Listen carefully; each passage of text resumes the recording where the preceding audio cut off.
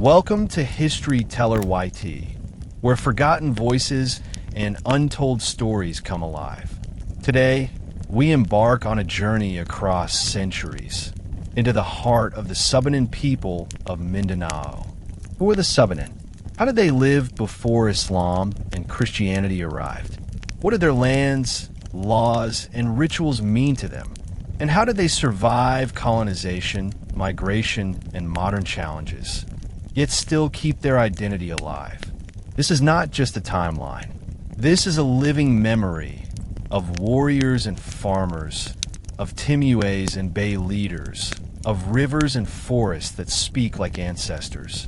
Here you will learn of the Bucklog ritual that awakens the earth, the battles fought not with swords but with silence, and the story of a people who refuse to disappear. By the end of this history, you will see Mindanao not just as a land of conflict, but as a home of resilience, wisdom, and harmony. Stay with us, and let the Subanen teach us what it truly means to live with the land, not against it. When we begin tracing the long and often forgotten story of Mindanao, particularly the roots of the Subanen people, we need to place ourselves in an era before written history, when the land itself was the primary witness to human activity. The years between 100 to 1000 AD mark a time when no foreign religion, no foreign invader, and no centralized political system had yet reshaped the island. Instead, life was governed by the rhythms of nature, by community ties, and by a spiritual worldview that honored creation itself. The Subanen, often described as river people or people of the uplands, occupied the western and northern regions of Mindanao. Unlike other communities that settled close to maritime routes for trade and raiding, the Subanen lived in dispersed hamlets, cultivating fertile soil and sustaining themselves with fishing and farming. Their worldview was deeply ecological. They did not see the land as a commodity or as property of one family. Instead, they believed that all land belonged to the entire tribe. The law was simple but powerful. No individual could claim exclusive ownership of the soil, rivers, or forests. This early form of communal land stewardship would later become one of the most distinctive features of Subanen culture and a source of resilience, even when colonizers and outsiders began imposing private land titles centuries later. Spiritually, the Subanen, along with other pre-Islamic and pre-Christian tribes of Mindanao, shared a reverence for Bathala, the supreme creator of the universe. Bathala was not a distant god, but a constant presence reflected in the sun, the moon, the stars, the mountains, and the trees. They believed that life was interconnected. Spirits resided in giant trees, in rivers, and even in rocks. Before planting or hunting, rituals were offered to these unseen beings to ask permission and to maintain balance. This worldview meant that they never overexploited resources. Farming was not industrialized. It was subsistence-based, focusing on rice, root crops, bananas, and coconuts. Fishing was conducted in rivers and seas not as an industry, but as daily sustenance. During this period, Mindanao was a diverse landscape of tribal communities. The Cameo of Butuan, the Mandaya of Davao, the Subanen of Sambuanga Peninsula, and other groups all lived under similar cosmologies. There was no Muslim Mindanao, yet no Christian Philippines, and no centralized kingdoms controlled by foreign powers. What united these early communities was a belief in Bathala and a shared way of life anchored in barter, kinship, and reciprocity. Trade during this early time was minimal but not absent. Communities exchanged goods like root crops, fish, and woven textiles through barter. The concept of currency was unknown, and wealth was measured not by gold or silver, but by kinship ties, agricultural abundance, and harmony with neighbors. This lifestyle shaped the character of the Subanen as a people of simplicity, integrity, and mutual respect. Unlike seafaring tribes, such as the Tausig, who later became known for piracy and wealth-seeking expeditions, the Subanen valued stability and balance. They were not motivated by external conquest, but by sustaining life within their communities. Thus, before the year 1000, the island of Mindanao was a vast mosaic of thriving, self-sufficient tribes. The Subanen stood out for their philosophy of shared land and peaceful coexistence. In these centuries, no mosque or church yet dotted the landscape. No colonial power had set foot on the island, and no written treaties divided the soil. It was an era when the people and the land breathed as one, when nature dictated the laws, and when harmony, not domination, defined human existence. This was the true dawn of Subanen history, a period too often overlooked but essential for understanding how their later struggles and adaptations emerged. To understand the Subanen people in the centuries before foreign religions and colonial powers reached Mindanao, one must enter their worldview. The Subanen way of life was not just a collection of daily activities, but a philosophy, a spiritual and social system that shaped how they lived, traded, governed themselves, and interacted with their environment. At the very core of Subanen thought was the belief that land could never belong to a single person or family. For them, ownership was a collective reality. A field of rice was not mine or yours but ours. A river that flowed from the mountains was for everyone to fish in. A forest was not a property to be sold or cut down without restraint. It was a home of spirits and a source of life for all. This belief system created a society that was remarkably resistant to the greed of individuals. Unlike later societies that saw land as capital, as something to measure and privatize, the Subanen saw land as sacred. They were caretakers, not masters of the soil. Because of this worldview, Subanen society was cooperative. If a family needed to plant rice, neighbors would join in, not for wages, but out of solidarity. When harvest came, the food would be shared. If someone wanted to cultivate a portion of land, permission was not needed from a landlord, but from the community. This system prevented social hierarchies based on wealth. There were leaders, yes, but these were leaders chosen for wisdom and fairness, not for the size of their land or treasure. Leadership was rooted in respect, not in force. This spirit of harmony extended to their spiritual practices. Before planting, farmers offered rituals to the spirits of the land. Before fishing, they acknowledged the spirit of the river. The Subanen believed that violating these unseen laws could bring misfortune, drought, or sickness. Thus, their ecological knowledge was not scientific in a modern sense, but spiritual and cultural. Their laws of nature were encoded in their rituals, taboos, and oral traditions. Barter was the main form of exchange. A farmer who grew bananas could trade them for root crops from another village. A fisherman could bring his catch to a farmer and receive rice in return. This economic system reinforced equality, for it was based on needs, not on accumulation of wealth. Gold, silver, and precious stones had little meaning to the Subanen. Their treasures were jars from Chinese traders, hand-woven clothes, or tools for farming. Value was measured in usefulness, not in rarity. Unlike the Tausig, who later built reputations as maritime raiders seeking wealth through conquest and piracy, the Subanen kept to the soil and rivers. Their identity was tied to nurturing life, not taking it by force.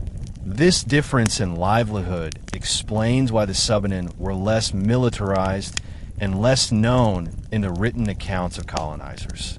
While the Maranao and Maguindanao fought visible wars, the Subanen practiced the quieter but equally strong resistance of endurance, holding on to their land, language, and traditions even as waves of outside forces try to change them. In family life, harmony was also key. Families were extended, with multiple generations living together. Children grew up not only under the care of parents, but of uncles, aunts, and grandparents. Elders were deeply respected, not only for their age, but for their wisdom and their connection to tradition. Oral history, myths, and laws were transmitted through storytelling, songs, and rituals. This ensured that even without written records, the Subanen identity was preserved through memory and speech. Thus, the Subanen worldview was one of unity with the land, with each other, and with the unseen world of spirits. It was a worldview that promoted sharing over hoarding, cooperation over competition, and respect over domination. This system of belief and practice would later clash with the arrival of centralized religions, colonial land titles, and capitalist trade. But in these early centuries, it gave the Subanen people a society of peace, sustainability, and resilience. By the time the first millennium approached, the Subanen people were no longer isolated in the mountains and river valleys of Mindanao. Their culture of simplicity and harmony remained intact, but their communities had gradually developed into important centers that connected them to broader trade networks in Southeast Asia. This period is crucial for understanding how the Subanen became not only keepers of the land, but also participants in the earliest forms of international exchange. One of the most important Subanen centers was Sembuingen, which would later be called Samboanga. By around the year 700, Sembuingen had already emerged as a hub of barter and exchange.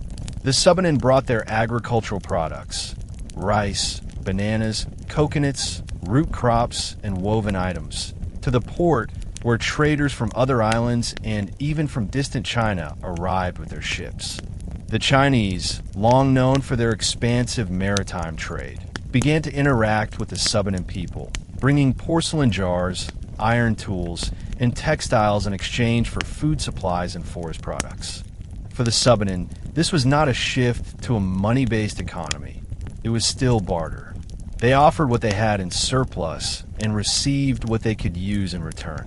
Another center of importance was Ozamis, which served as the base of the Subanen militia. Unlike the Tazig, who pursued piracy and expansion through the sea, the Subanen built a defensive force to protect their land. The Subanen militia was not an aggressive army, but a shield against possible raiders. Their warriors were trained to defend their hamlets, their rivers, and their trading ports. The existence of this defensive culture shows that although the Subanen were peace-loving, they were not naive. They understood the need to secure their communities against outsiders, particularly against aggressive tribes or foreign raiders who might attempt to dominate the trade routes. Agricultural centers were also rising in importance. Cagayan de Oro, Iligan, Lanao del Norte, Pagadian, and Sindangan became major producers of crops. These fertile areas ensured that the Subanen had not only enough food for themselves, but also surpluses to trade. Farming was conducted through traditional communal methods. Large fields were worked by groups of families, and harvests were shared across the community. These farm belts made the Subanen strong in terms of food security, a fact that often gets overlooked when historians focus only on the militarized tribes of Mindanao. Fishing centers played a vital role as well. The areas of Jingug, Camagan, and Balian became known as Subanen fishing grounds. Here, the people developed expertise in catching fish, not only for consumption, but also for trade. Salted fish and dried fish became important products, easy to store and transport, and therefore attractive to traders from outside Mindanao. These products allowed the Subanen to participate more actively in trade without abandoning their communal lifestyle.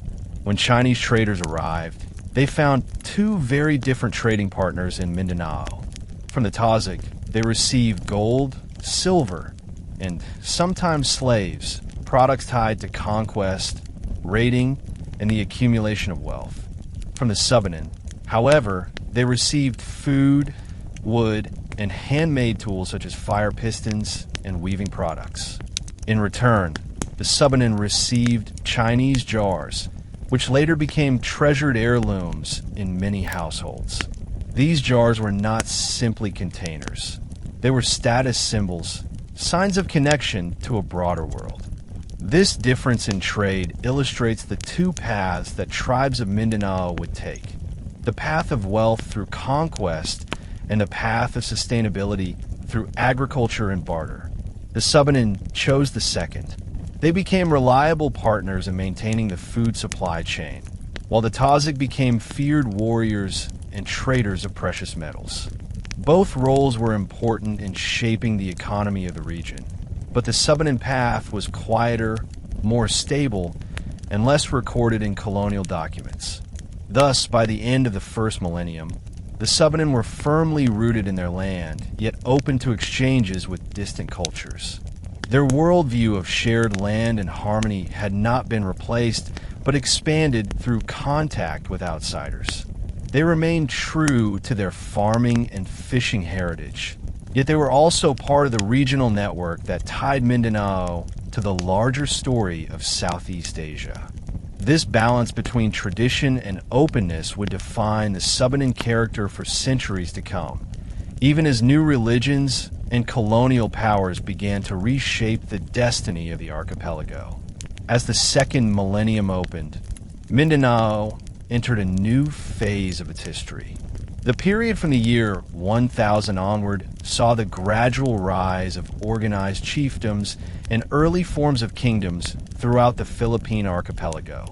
But while places like Butuan were becoming internationally recognized for their seafaring trade and gold wealth, the Subanen continued to hold firmly to their agrarian and communal roots. This contrast reveals the unique way in which the Subanen identity developed: steadfast, resistant to greed, and grounded in the soil. By the year 1000, the kingdom of Butuan in northern Mindanao had become famous across Asia. Chinese dynasties recorded its presence, and traders from Kampa and Srivijaya passed through its ports. Butuan's wealth came from its river access, its fleets of balangay boats, and its abundant supply of gold. Gold became the currency of international trade, exchanged for silk, porcelain, and iron tools. The Cameo tribes of Butuan, unlike the Subanen, moved closer to the world of prestige trade, establishing themselves as rulers and traders with a growing influence. In contrast, the Subanen homeland, stretching from Zamboanga to Misamis, Lanuo, and down toward Basilan, remained outside these glittering networks of gold and maritime power. The Subanen did not mine or refine gold in large quantities, and they did not construct fleets of seafaring ships. Instead, their economy remained rooted in farming, fishing, and barter trade. When Chinese ships docked at Sembuangin, the Subanen offered rice, bananas, fire pistons, and other agricultural goods. What they received in return were jars, ceramics, and household tools, objects that were useful in everyday life rather than symbols of power. This economic difference meant that the Subanen were not drawn into the rivalries of kingdoms. Butuan, for example, would later clash with other maritime powers over trade dominance. The Tazic, who were slowly beginning to consolidate in the Sulu archipelago, also leaned toward expansion and raiding. But the Subanen focused inward. Their strength was in community life, in protecting their rivers, and in ensuring that every family had food on the table. Their militia and ozamis existed to defend, not to conquer. Their leadership remained decentralized, based on respect for elders and wise men rather than monarchs claiming divine right. Yet, this did not mean that the Subanen were untouched by change. The increase in external trade, meant that they were gradually exposed to outside goods and ideas. Chinese jars became highly valued possessions, kept as heirlooms and often passed down through generations. Their barter practices expanded to include not only intertribal exchanges, but also interactions with long-distance traders. This growing trade, however, did not replace their worldview. Unlike the kingdoms that measured wealth in gold and ships, the Subanen continued to measure wealth in terms of community harmony, food security, and respect for tradition. The years 1000 to 1100 also marked a subtle but important shift in the political map of Mindanao. Butuan rose in the north, Sulu began to consolidate in the south, and smaller tribal chiefdoms emerged in different areas. In the western peninsula, however, the Subanen kept their territories under a form of collective governance. No single king or sultan could claim the entire Subanen region. Instead, elders and community leaders guided the people. This system made the Subanen less visible in foreign records, since outsiders usually recorded the names of monarchs or rulers, but it also gave them resilience. With no single king to depose, no centralized palace to burn, the Subanen communities survived invasions by dispersing, regrouping, and continuing their way of life in smaller hamlets. Thus, the first century of the new millennium highlighted two diverging realities of Mindanao. On one side stood the kingdoms of wealth, gold, and maritime prestige, increasingly connected to the international trade networks of Asia. On the other side stood the Subanen, rooted in their rivers, mountains, and communal traditions, choosing a quieter path of sustainability rather than domination. This choice would later shield them from the immediate effects of conquest, but also make their contributions less known in mainstream historical records. Their story was not written in chronicles of kings and battles, but in the enduring rhythms of planting, harvesting, and fishing, rhythms that carried their identity forward across centuries. The century between 1100 and 1200 marked an important turning point in the broader Philippine archipelago and in Southeast Asia as a whole. It was a period of increasing trade, cultural interaction, and the gradual rise of political structures that would eventually reshape Mindanao. The Subanen, however, remained a people apart, connected to trade yet determined to preserve their communal lifeways. By the 12th century, the international maritime trade routes that linked China, Kampa in present-day Vietnam, Srivijaya in Sumatra, and the Malay Peninsula were thriving. Merchant ships traversed the South China Sea and the Sulu Sea, stopping at key ports for rest, barter, and supplies.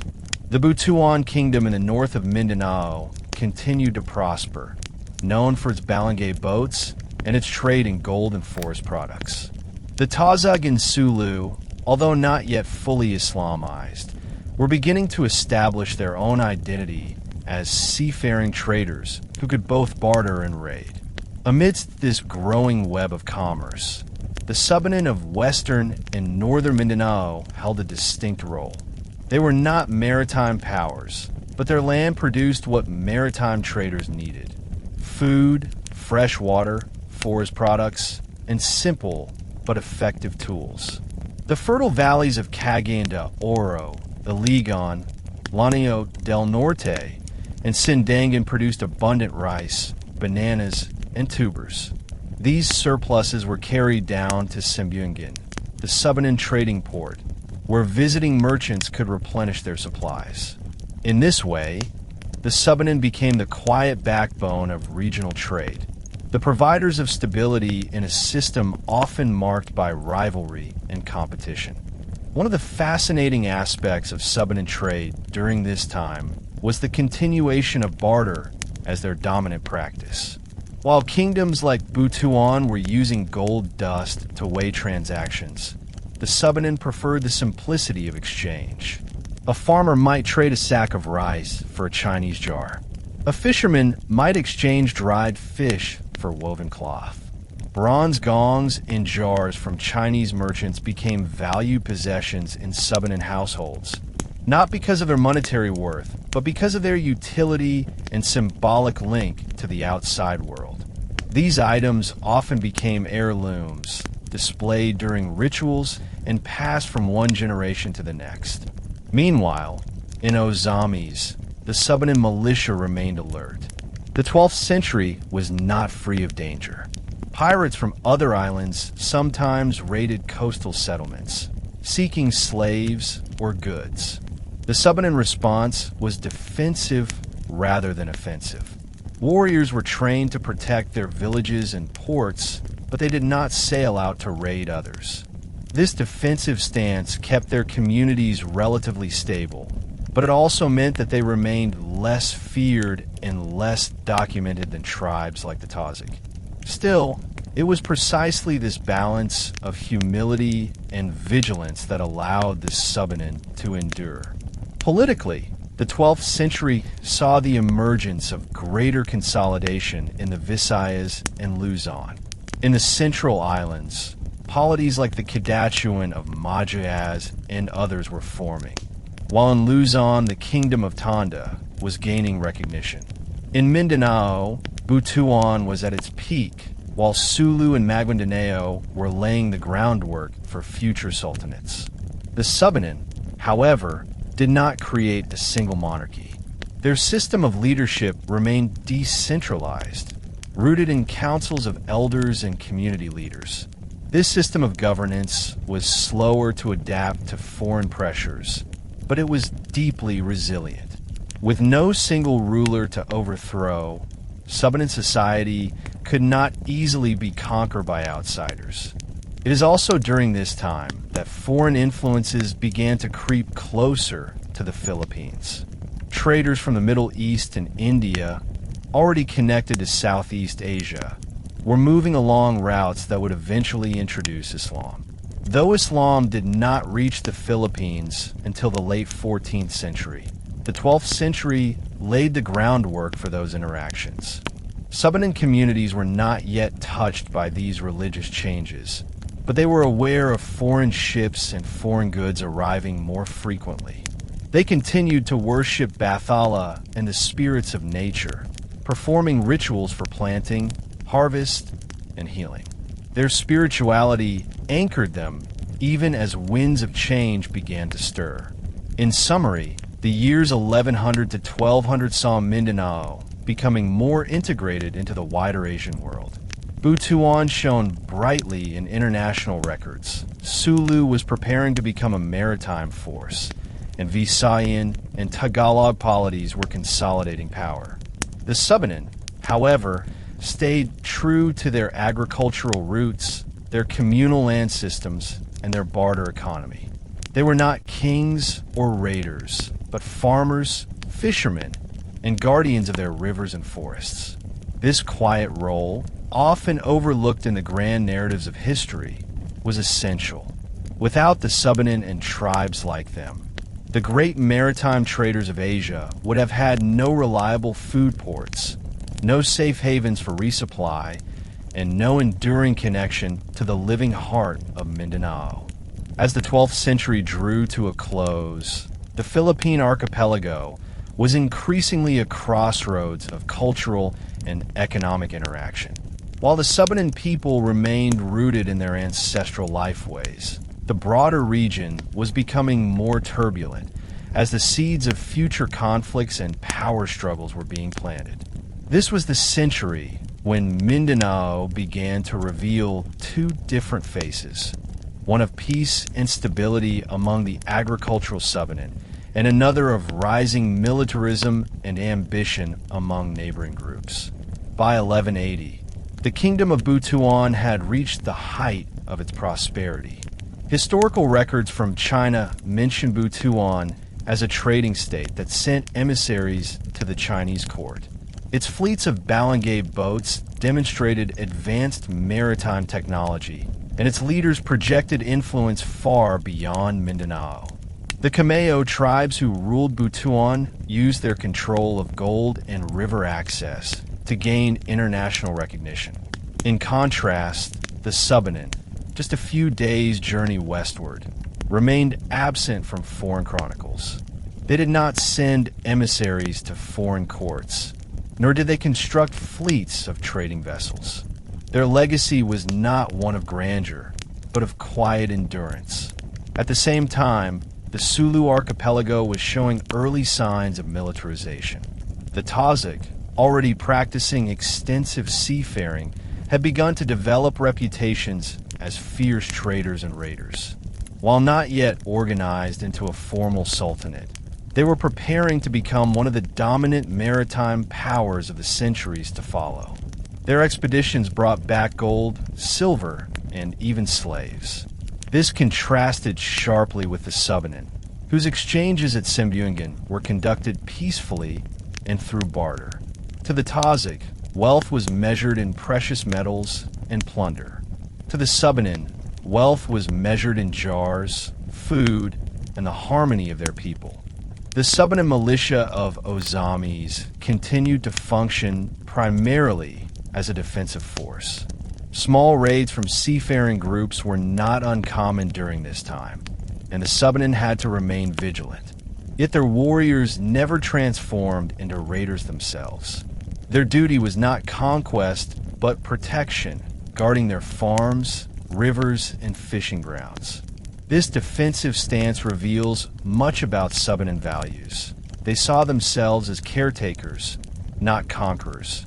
Their identity was tied to the land, and to protect the land was to protect life itself. Internally, Subanen society remained stable and cooperative. Elders were still respected as the carriers of tradition, and communal labor systems ensured that farming and fishing were conducted for the benefit of all. Ritual life flourished. Planting ceremonies, harvest festivals, and healing rituals reinforced their connection to Bathala and to the spirits that inhabited their environment. These practices kept the Subanen united, even as outside forces grew stronger. Oral traditions, songs, and dances carried their history forward, preserving their identity in the absence of written records. Yet one cannot ignore the growing contrast.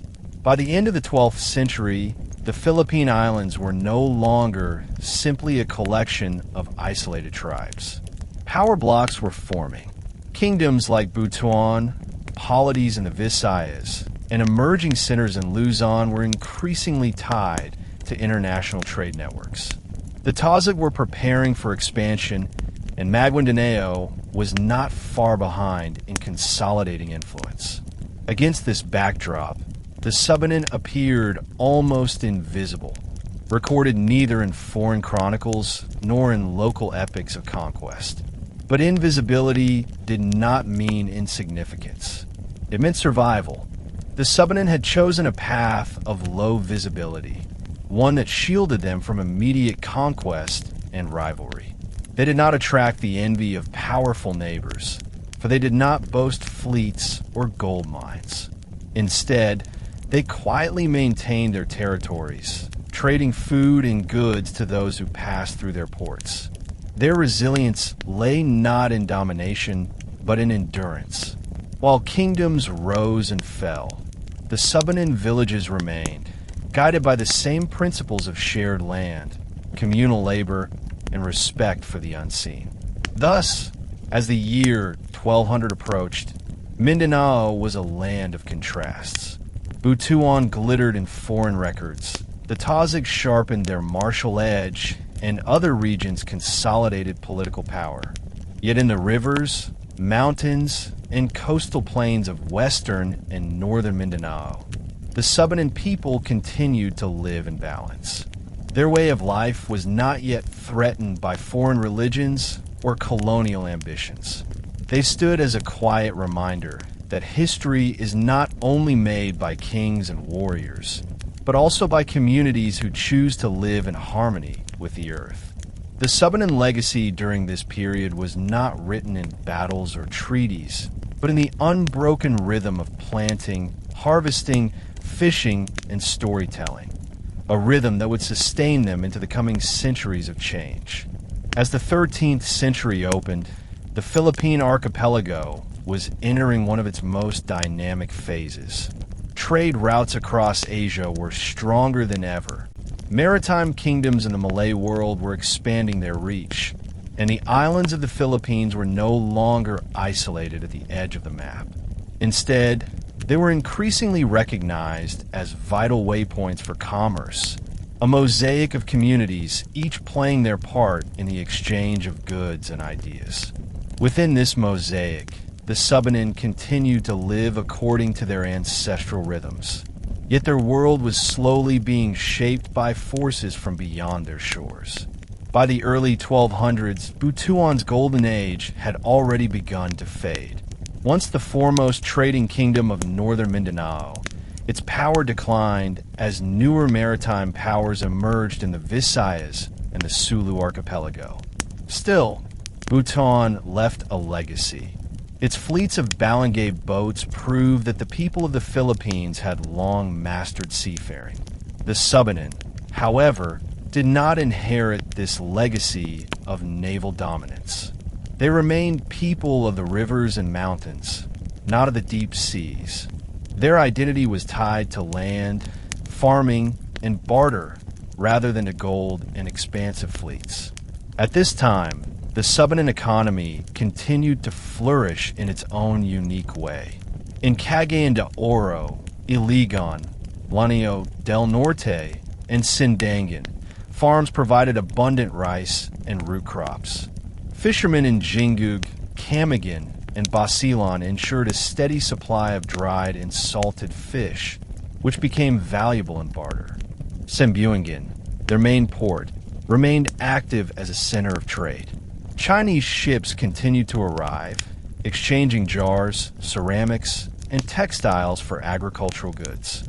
But unlike other groups that were beginning to accumulate wealth and prestige from trade, the Subanen treated these exchanges as supplementary, not central to their lives. They still measured prosperity in terms of food security and communal harmony. One important feature of the 13th century was the increasing presence of foreign traders from the wider Malay world. Merchants from Borneo, Java, and even India passed through the seas to round Mindanao.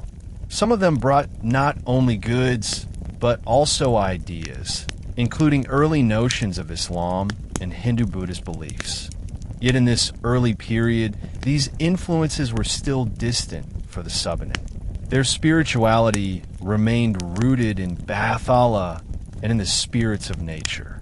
Rituals for planting, healing, and hunting continued. Elders told stories around the fire, transmitting the laws and myths of their ancestors. This oral tradition gave the Subanen a sense of continuity, anchoring them against the rapid changes happening elsewhere in the region. Meanwhile, in other parts of Mindanao and the Visayas, political consolidation was accelerating. Small chiefdoms were growing into larger polities. In Luzon, the Kingdom of Tanda was gaining more prominence. In the Central Islands, the Kadatuan of Majaz was asserting influence. In the south, the Tazig were slowly shaping themselves into a force that would eventually dominate Sulu. Compared to these rising powers, the Subanen remained decentralized. Their governance was still based on councils of elders rather than monarchies. This lack of centralization meant that they did not project power outward, but it also meant that they were more difficult to conquer. Outsiders could not simply overthrow one king and take control.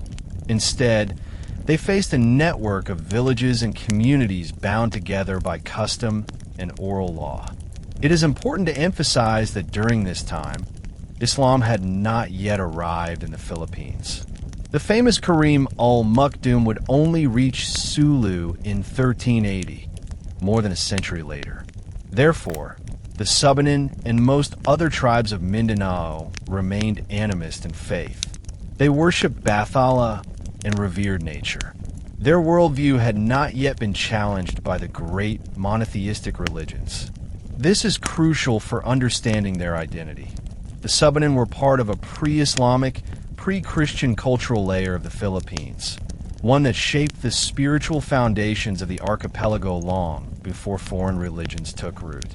Thus, the years 1200 to 1250 reveal a world of contrast. Around them, kingdoms were rising, trade was intensifying, and new ideas were flowing across the seas. But in the valleys, rivers, and coasts of western Mindanao, the Subanen carried on their ancient way of life. They were not absent from history. They were its steady heart, beating quietly in the background while louder powers competed for recognition. Their resilience in this century lay in their ability to hold on to harmony, to simplicity, and to the communal spirit that defined them as a people. By the middle of the 13th century, the Philippines was becoming even more entangled with the broader currents of Southeast Asian history. The region was no longer an isolated frontier. Instead, it was increasingly influenced by trade from Borneo, the Malay Peninsula, and China. Political and military developments in the neighboring islands of Sulu and Borneo began to create ripple effects in Mindanao.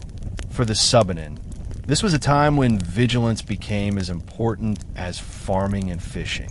During this period, the Tazig of Sulu were sharpening their identity as a maritime people. They were not yet fully organized into the Sultanate of Sulu. The transformation would only come after the arrival of Islam, but they were already gaining a reputation as bold seafarers. Their ability to launch expeditions, both for trade and for raiding, made them increasingly feared and respected across the seas. They brought back gold, pearls, and slaves from their ventures, building a culture oriented toward prestige and warfare. In contrast, the Subanen remained committed to the soil and rivers. Their priorities were the rice fields of Lanao, the fishing grounds of Balian, and the communal hamlets scattered across the Zamboanga Peninsula. The contrast between Subanen and Tazig lifestyles became sharper with each decade. The Tazig worldview was beginning to center around wealth accumulation, martial valor, and dominance of maritime routes. The Subanen worldview, by comparison, remained centered on communal land, spiritual rituals, and harmony with nature. This difference shaped their destinies. While the Tazig would eventually become famous warriors against Spanish and American colonizers, the Subanen would become known more for their quiet endurance, surviving through resilience rather than confrontation. Still, the Subanen were not naive to the dangers of the world beyond their hamlets. In Ozamis, their militia continued to train young men to defend the community. Raids from pirates or rival groups were occasional threats. When ships attempted to plunder coastal settlements, the Subanen fought back with bows, spears, and bolos. Their defense was not as organized or as feared as the Tazigs, but it was effective enough to preserve their autonomy. The Subanen never became conquerors, but neither did they become easy prey. Their decentralized social system meant that no single raid could cripple their entire society. Even if one village was harmed, others would remain intact, carrying forward the traditions. In terms of trade, Sambuangan continued to thrive as a port. Chinese merchants were still docking their ships, offering jars, ceramics, and bronze items. The Subanen exchanged their agricultural surpluses and forest products in return. Interestingly, this period marked a shift in what the Subanen valued most. While earlier they were content with jars and tools, by the 13th century these items had taken on new symbolic meanings. A large porcelain jar in a Subanen household was not just a container, but a sign of connection to the outside world. These jars were displayed during rituals and became heirlooms that tied families to their ancestors.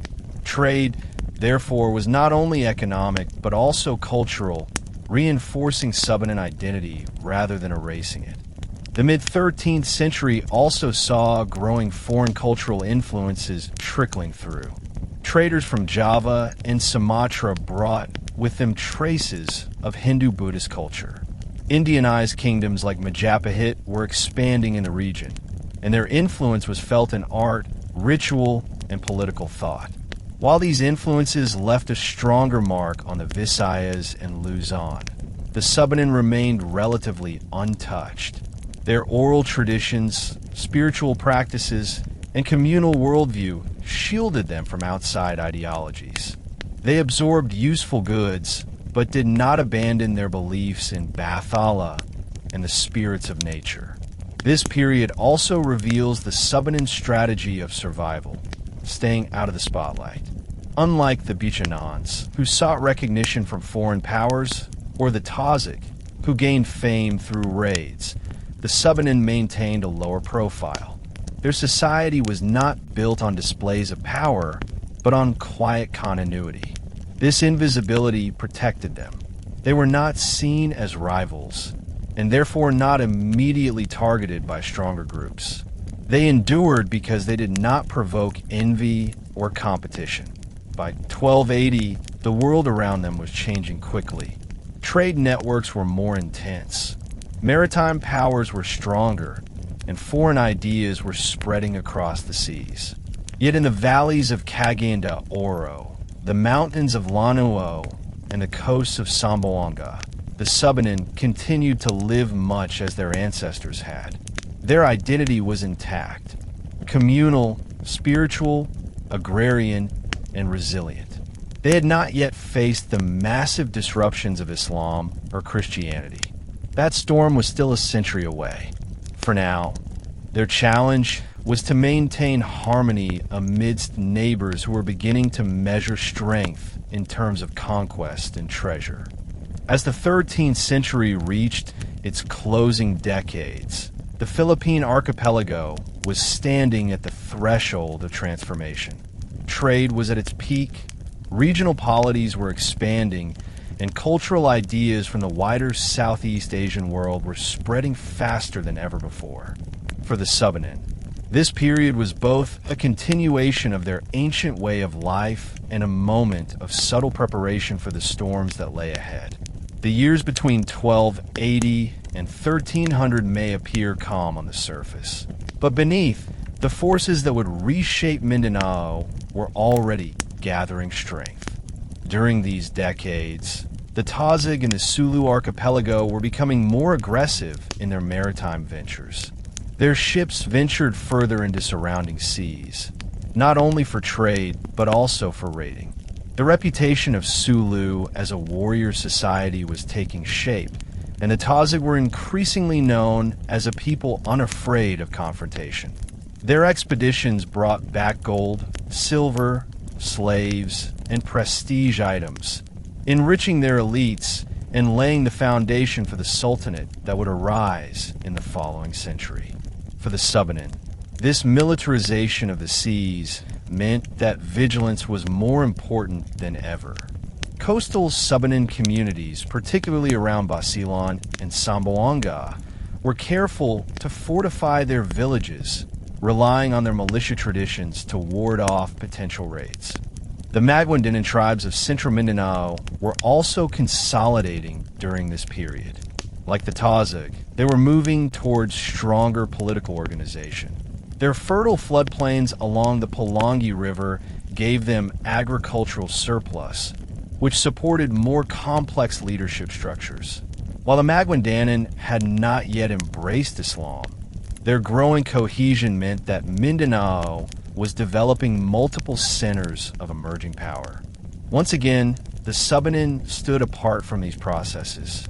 They remained decentralized, spread across valleys and river systems, led by elders and councils rather than kings or chieftains seeking external power. This decentralized structure would later prove both a weakness and a strength. It kept them out of regional rivalries, but it also limited their ability to project influence beyond their own territories. Economically, the the Subanen barter economy continued to thrive. Sembuingen remained their busiest port, hosting traders from China and neighboring islands. Chinese porcelain, bronze tools, and woven silks circulated in Subanen communities, valued as heirlooms and ritual items. Yet the Subanen did not shift toward gold or silver as the Tazig and Buchanans did. Their concept of wealth remained practical and communal. A family was considered prosperous not if it had rare metals, but if it had abundant rice, healthy livestock, and jars that connected them to their ancestors. These values shielded them from the destructive greed that often plagued societies obsessed with treasure. Spiritually, the Subanen were still deeply tied to Bathala and the spirits of nature. The rituals for planting, healing, and protection continued to structure daily life. A drought, a storm, or an illness was interpreted not only as a natural event, but as a sign of imbalance with the unseen world. To restore harmony, elders led rituals with offerings of food, chants, and dances. This spiritual ecology ensured that Subanen society remained respectful of the environment. Unlike groups that cut forests recklessly for wealth, the Subanen treated the land as a living partner. Their taboos and rituals acted as environmental laws, sustaining the fertility of their fields and the abundance of their rivers. Yet, it would be wrong to think of the Subanen as completely untouched by the wider world. Rumors of new faiths were already reaching the Philippines by the late 13th century. Traders from Borneo and Sumatra carried with them not only goods, but also stories of Islam, which was spreading across the Malay world. Hindu-Buddhist influences from Majapahit also lingered, carried by Javanese traders. These ideas had not yet penetrated deeply into Mindanao, but their presence at coastal ports meant that the Subanen were no longer entirely isolated. They heard of foreign gods and foreign kings, but their response was one of quiet observation. They continued with their ancestral ways, waiting to see how the winds of history would blow. The closing years of the 13th century can be described as a moment of balance. On one side, the Subanen were still living in harmony with the land, practicing communal farming, fishing, and barter, guided by their elders and rituals. On the other side, neighboring tribes were beginning to shift toward militarism, wealth accumulation, and political centralization. The stage was being set for a major transformation, for in just a few decades, Islam would reach the southern Philippines, forever altering the religious and political map of Mindanao. But in 1300, the Subanen stood as they had for centuries. River people, guardians of the land, traders of food and simple goods, and keepers of a worldview rooted in balance and sharing. Their history in this period is a reminder that not all greatness is measured by conquest or wealth. Sometimes, greatness lies in continuity, the ability to preserve a way of life against the currents of change. And in that sense, the Subanen entered the 14th century prepared, though perhaps unknowingly, to face the greatest challenge of their history, the arrival of Islam in the archipelago. The dawn of the 14th century marked a pivotal moment for Southeast Asia. Across the Malay world, the currents of history were shifting. Old Hindu-Buddhist kingdoms were declining, Islamic sultanates were rising, and long-distance maritime trade was binding together cultures and economies from Arabia to China. In this dynamic world, the Philippine Islands, particularly Mindanao, were no longer peripheral. They were becoming increasingly significant in the eyes of traders, missionaries, and political powers. For the Subanen, the early 1300s were a time of quiet continuity, yet also of growing awareness that forces larger than their hamlets and rivers were stirring at the edges of their world. By 1300, the Maguindanao tribes in central Mindanao were consolidating political power. Living along the fertile Palangi River, they had access to vast agricultural surpluses, which supported stronger leadership structures and made them attractive partners for foreign traders. While they were not yet Muslim, their interactions with merchants from Borneo and the Malay Peninsula were increasing. These contacts planted the seeds for the eventual Islamization of the Maguindanao, a transformation that would later make them one of the most powerful Muslim groups in the Philippines. At the same time, the Tazig of Sulu were becoming increasingly prominent as maritime actors. Their ships were feared and respected, capable of engaging in both trade and raiding. They were positioning themselves to become a sultanate, though Islam itself would only be formally introduced in the latter part of the century. By the early 1300s, the Tazig were already defining themselves as a warrior society, their prestige built on martial valor and control of sea routes. This expansionary spirit often brought them into contact with Subanen communities in Basilan and Zamboanga. While large-scale conflict had not yet broken out, the Subanen had to remain vigilant. Their militia in Ozamis was trained not only for defense against random raiders, but also for the possibility of sustained encounters with seafaring powers. The Subanen way of life, however, remained distinct from their neighbors.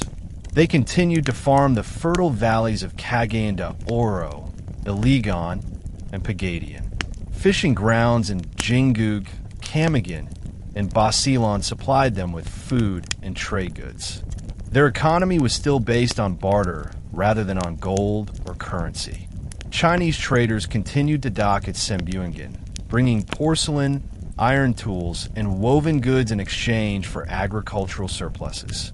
These interactions enriched Subanen households with heirloom jars and ritual items, but they did not fundamentally alter the Subanen worldview. Prosperity was still measured in harmony, not in conquest. Spiritually, the Subanen still worshipped Bathala and revered the spirits of nature. Rituals remained central to daily life. Before planting, elders led ceremonies to honor the spirits of the soil. Before fishing, offerings were made to the spirits of the rivers. Illness was treated not only with herbal remedies, but also with chants and dances meant to restore balance between the human world and the unseen. This spiritual ecology gave the Subanen resilience. As foreign ideas began to seep into the region, they held tightly to the belief that their way of life was divinely ordained and protected by ancestral spirits. Yet the early 14th century was not without subtle signs of change. Traders from Borneo and Sumatra were carrying more than goods. They were also carrying new religious ideas. Islam, which had already spread across Malaysia and Indonesia, was drawing nearer to the Philippines. Hindu-Buddhist cultural influences, carried by the Majapahit Empire, also touched the archipelago. While the Subanen themselves did not yet adopt these new faiths, they could not remain entirely unaware. Foreign ships brought foreign stories, and whispers of distant gods and kingdoms reached even the remote hamlets of the Zamboanga Peninsula. This period highlights a fascinating duality. On one hand, the Subanen remained steady, holding on to their communal traditions, their ecological worldview, and their barter economy. On the other hand, their neighbors were already being drawn into new currents of change. The Maguindanao were moving toward political centralization, the Tazig toward maritime dominance, and the Visayan and Tagalog polities toward stronger connections with foreign traders. The Subanen were becoming increasingly isolated, not because they were cut off, but because they deliberately chose not to chase the path of conquest or wealth accumulation. In 1320, the Subanen stood at a crossroads without yet knowing it. The arrival of Islam was only 6 decades away. Spanish colonization was still centuries in the future, but the foundations of both transformations were being laid. For now, the Subanen remained who they had always been: river people, farmers, fishermen, and guardians of a worldview that placed community and harmony above power and wealth. Their resilience in this era was not passive. It was an active choice to preserve their identity in a world that was already changing around them. By the second decade of the 14th century, Mindanao and the wider Philippine archipelago were standing on the edge of profound transformation. The forces of trade, religion, and politics were converging, shaping a landscape that was increasingly interconnected with the rest of Southeast Asia. For the Subanen, the decades between 1320 and 1340 were marked by both continuity and quiet tension. They remained rooted in their ancestral way of life, yet the world around them was moving at a faster pace than ever before. In these years, the Maguindanan tribes in central Mindanao continued their gradual consolidation.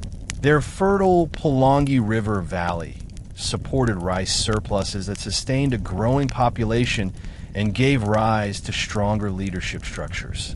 These changes attracted traders from Borneo, Java, and even as far as Arabia. While Islam had not yet formally reached their shores, the presence of Muslim merchants from the Malay Peninsula meant that Maguindanan leaders were already exposed to new ideas about governance, trade ethics, and religion. This exposure laid the groundwork for the rapid Islamization of Maguindanao later in the century. Meanwhile, the Tazig of Sulu were pressing forward with maritime dominance. Their fleets expanded their reach across the Sulu Sea, establishing themselves as both traders and warriors. They were becoming known not only in the Philippines, but also among merchants from Sumatra and Borneo. Their daring raids earned them wealth in gold, pearls, and captives, while their trade networks secured prestige goods from foreign lands. The Tazig were moving quickly toward becoming a recognized regional power. This growing presence inevitably affected the Subanen, especially those in Basilan and Zamboanga, who lived closest to Tazig activity. Though direct conflict was not constant, the possibility of raids or forced tribute was a looming reality. In contrast, the Subanen worldview and economy remained steady. Their villages in Cagayan de Oro, Iligan, and Lanao del Norte continued to produce rice, root crops, and bananas. Fishing communities in Jingug and Camagan carried on with their daily routines of gathering fish, drying them in the sun, and preparing them for trade. Sembuangan remained the Subanen commercial hub, where Chinese traders docked to exchange ceramics, porcelain, and bronze tools for food supplies. Unlike their neighbors, the Subanen showed little interest in gold or silver. Their barter system was still based on need rather than accumulation. A jar of rice could be exchanged for a jar of fish, and both parties felt wealthier, not because they possessed treasure, but because their households were secure.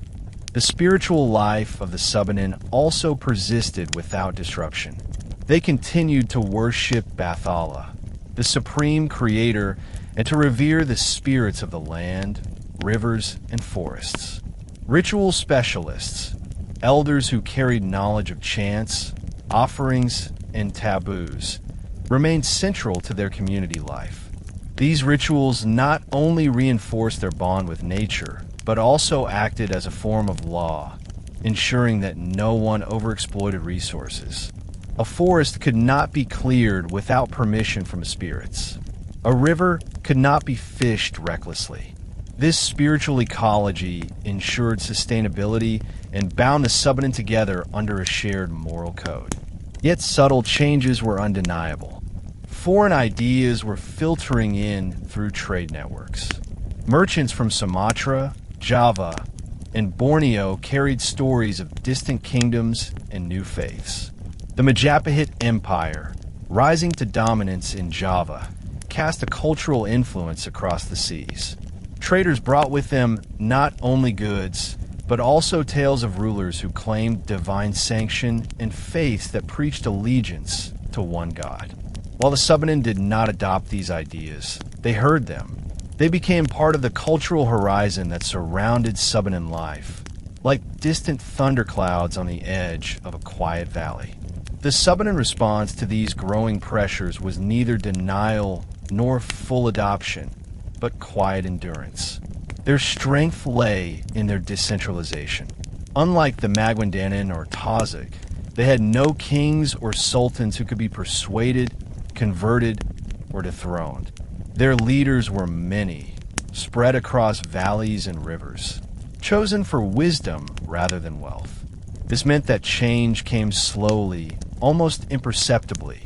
Outsiders could dock at Simbuingin, trade goods, and leave, but they could not alter the Subanen identity in a single stroke. By 1340, the stage was set for dramatic change. The Maguindanao were poised for Islamization. The Tausig were on the verge of becoming a sultanate, and the Subanen remained guardians of a way of life that was ancient and communal. They had not yet faced the direct challenge of foreign religions, but they could feel the currents swirling around them. The coming decades would test their resilience as never before. For now, however, they stood firm, farming their valleys, fishing their seas, and honoring their ancestors under the gaze of Bathala and the spirits of the land. The decade between 1340 and 1350 stands as one of the most important transition periods in the history of Mindanao.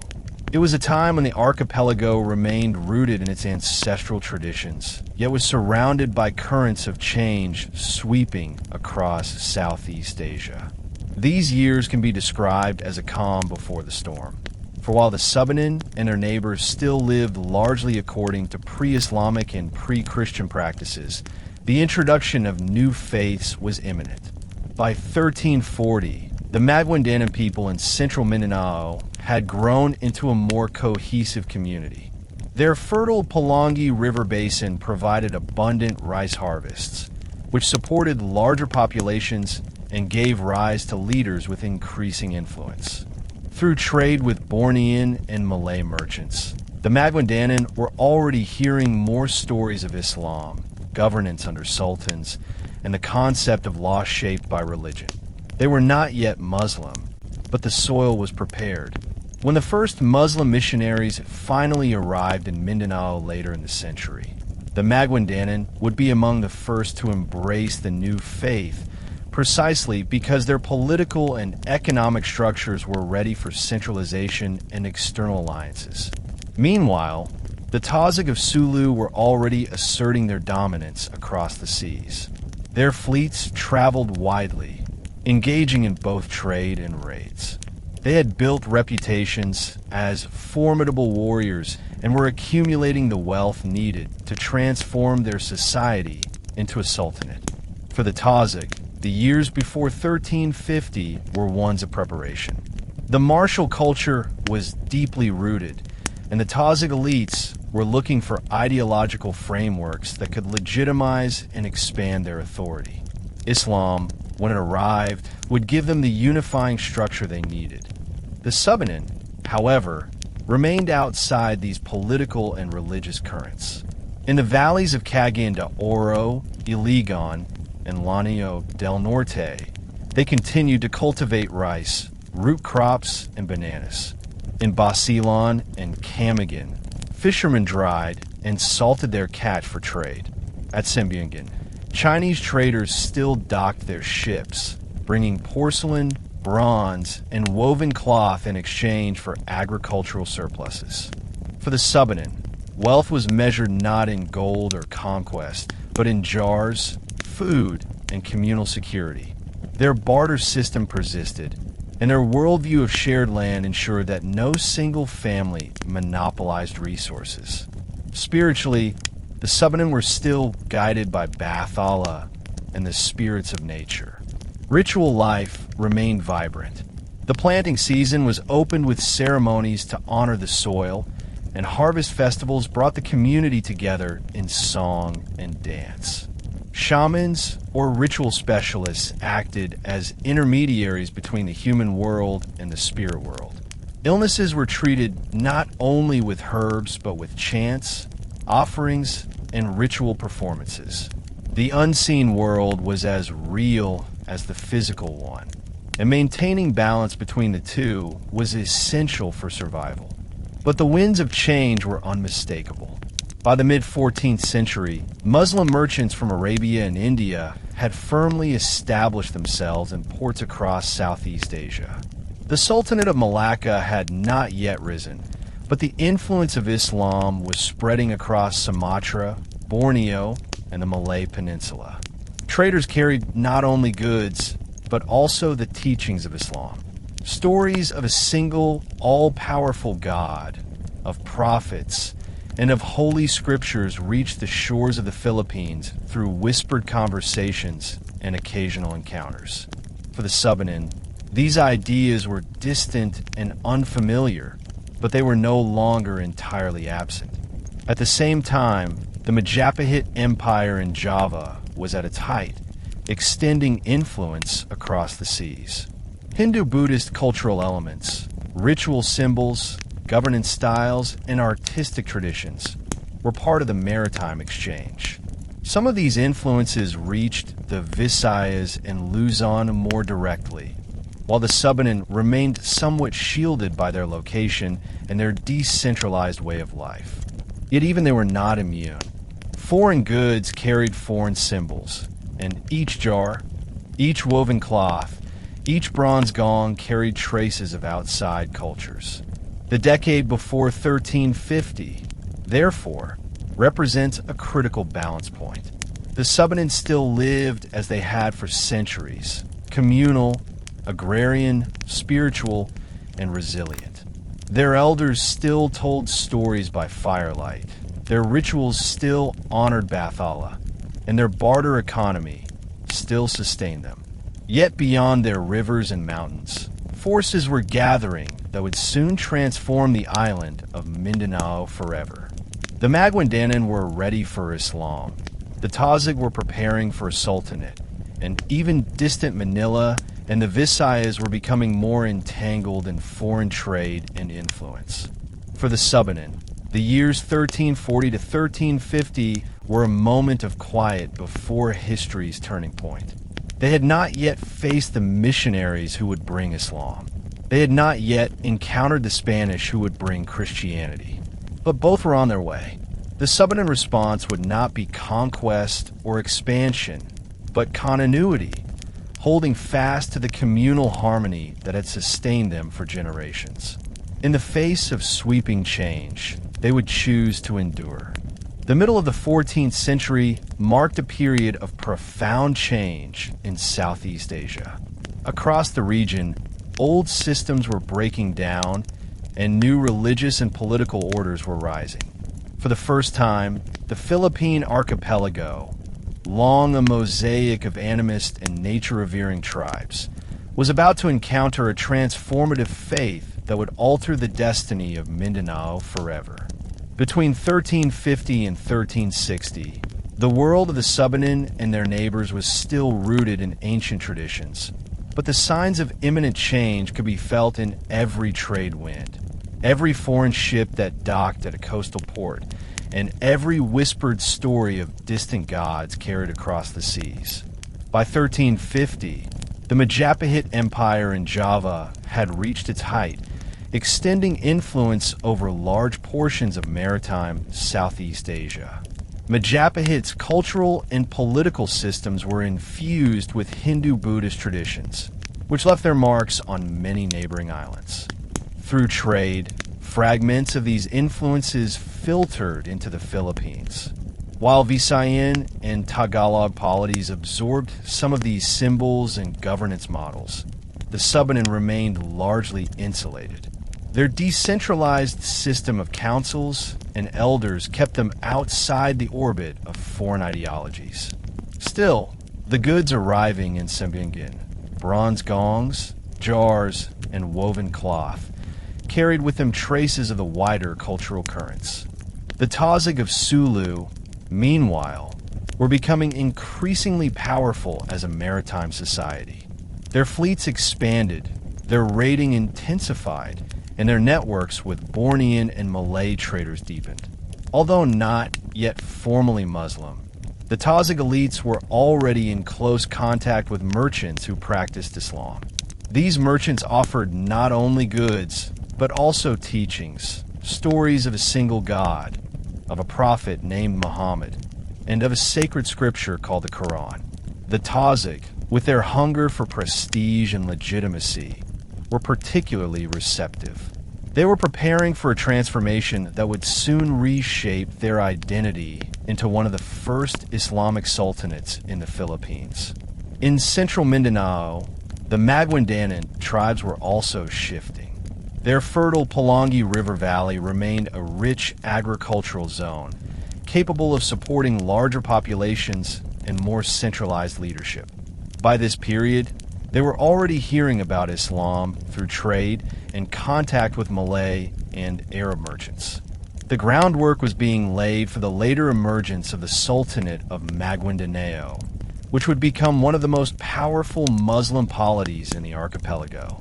For the Subanen, however, life carried on in continuity with the past.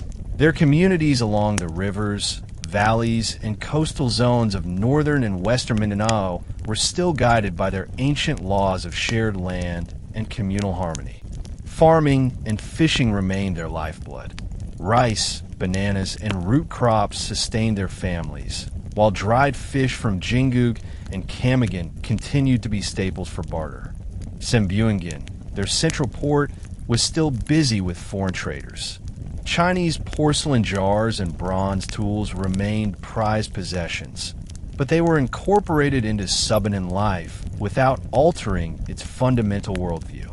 Prosperity was still measured not in wealth or conquest, but in food security and the strength of kinship ties. Spiritually, the Subanen remained deeply animist. They worshipped Bathala, revered the spirits of nature, and performed rituals to maintain balance between the human world and the unseen. Shamans guided healing ceremonies. Farmers offered thanks to the spirits of the soil, and elders taught oral histories around the fire. This spiritual ecology gave them resilience, but also meant that they were unprepared for the sweeping monotheism that Islam would soon bring. For centuries, their worldview had been plural and local. Gods in the rivers, spirits in the trees, ancestors guiding the living. The arrival of a faith that declared one supreme God and rejected other spirits would be a profound disruption. The contrast between the Subanen and their neighbors was growing sharper by this decade. The Tazig were preparing to transform into a sultanate. The Maguindanan were consolidating for political and religious change. Even the Visayas and Luzon were moving closer to foreign influence. The Subanen, however, remained deliberately steady. Their decentralization shielded them from quick transformation. They were not yet drawn into the orbit of foreign religions, but their very steadiness also made them vulnerable. When the new faiths arrived, they would come not to negotiate with kings, but to reshape the lives of ordinary communities. Thus, the years 1350 to 1360 represent a world on the edge. The Subanen still lived as they always had, communal, spiritual, and agrarian. But beyond their valleys and rivers, the stage was being set for the greatest transformation in Philippine history, the arrival of Islam in 1380. The Subanen did not yet know it, but the centuries of balance they had preserved were about to be tested by forces unlike anything they had ever faced. The decade from 1360 to 1370 is one of the most fascinating and overlooked chapters in the history of Mindanao. It represents the final stage in which the island's great tribes, Subanen, Tazig, Maguindanan, Maranao, Cameo, and others, lived entirely within their pre-Islamic traditions.